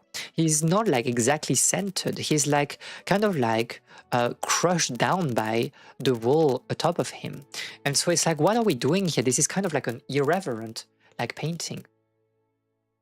Hiding a sweet potato up his sleeve. But yeah, and look also like at the vest, right? Look at the folds, how like it's not neatly folded. It kind of like folds like very like without care on his body, and it seems that like, you know, he looks like fatter than you would like expect. But at the same time, there's like a sense of like detail. Look at this reflection here. look at this reflection here, like on the chair, like again, it's a very small detail of like the painting, right? Like when you look it from afar, you don't really see that as like anything special. But when you look like very closely, you can see the window, you can see the details, like kind of like the wooden part of like the window, and even like very like subtle lines that are like breaking the different panels of like glass. And there's the way like this window is kind of like, you know, bending with like the curve of like the chair of the armrest in here. You can even see like details like on the at the bottom of like the window, like a sort of like piece of furniture or something like this, a cabinet maybe. And this is like in the tradition of like always when you're painting in the interior of a house, showing some part of the exterior through the windows and through openings in the walls. And because this is a portrait, obviously it wouldn't work to have like a big like window here, but Ingress is finding like a way to showcase that in there. And I think like, yeah, spending time with those like paintings, kind of like looking at them closer, kind of like contrasting this like weird thumb with like the precision of like this reflection, I think it's very interesting. It makes for a very interesting painting. And I think it's like how we should like look at art from time to time. Obviously you don't have to take like classical paintings or things like this, but taking a little bit of time to like, you know, relax, think of other things, I think it's like helpful, and it makes our mind ready for art. The lighting on the face is crazy detailed, exactly because this is Ingress. Like we are talking about like a very like masterful painter. Look at like how the light is like shaping the face with like, you know, the mouth in here. You see like shadows there. You can see that like he has a sort of like button in here, and the light is kind of like reflecting in here, and you see like some shadow like on the on this part of like the face, like just below this sort of like I don't know, beauty grain or whatever like button that he has. Like shadows are shaped like very properly. This is some very technical art, right? See the details like on his eyes, the reflection of like kind of the liquid in his eyes, like kind of like shimmering with a light. You can see also like he's kind of like almost looking with like, you know, furrowing his brow a little bit, like at least for the left brow, giving himself like a very austere look, and kind of like reinforced by like how shadows are falling like in the because the light is coming from this side, right? And so the shadows are like falling here, kind of like blending with like his eyes, giving him a very like, you know, serious look in general. But at the same time he feels like old, kind of like again fat, because of like the way the fabric is folded in here, like way more than necessary. Again, not a flattering portrait, but a portrait of a man. Yeah, you can almost smell the fresh aftershave. Yeah, and again, so many things we can, you know, take from like a painting after like examining it for like a little while. So yeah, I think it's like look at the shadows like in his fingers. It's like, it's crazy like how the nails are like cut so short. You can almost see like below it, like it's very, very interesting. Very interesting. But yeah, that's all I have for today. So I will like go and sleep, I guess, take a nap or whatever.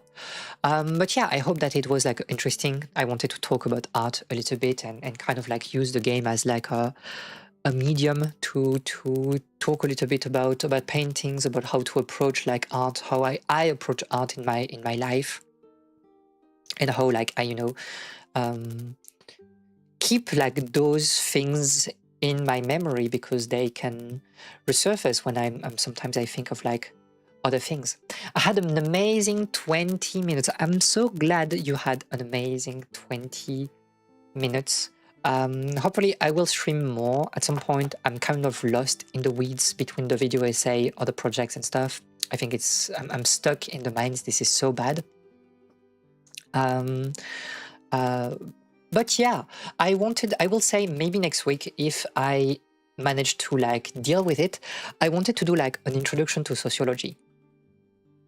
Not like a sociology class or lecture, because I think it would be too hard, but I want us to take a look at like a short like sociological excerpt, like from a academic book, or like a book of a famous like sociologist, and we'll talk about it, and I'll show you like what sociology is, what we can do with that, and how it can be useful to shape our life. So I haven't like found like the subject of this text yet. It might be something about school. I'm not completely sure. I need to check. But yeah, if I am productive enough, we'll do like a sort of like introduction to like sociology, and maybe it will become like a kind of like fixture of like this stream where I'll show you sociological method and how we make sociology on the field, and also like at home in a laboratory by taking data and like checking like interviews and stuff. But yeah, that's everything I have for today. So thank you very much for coming. Thank you for hanging out with me a little bit. And I'll see you next week, for some more fun. Have a wonderful end of week, especially if you're in Europe and you have like 1 million like holiday right now. See you soon, maybe. Don't die, Sigrid. You will be missed. You will be missed in like your busy things in real life. Bye bye.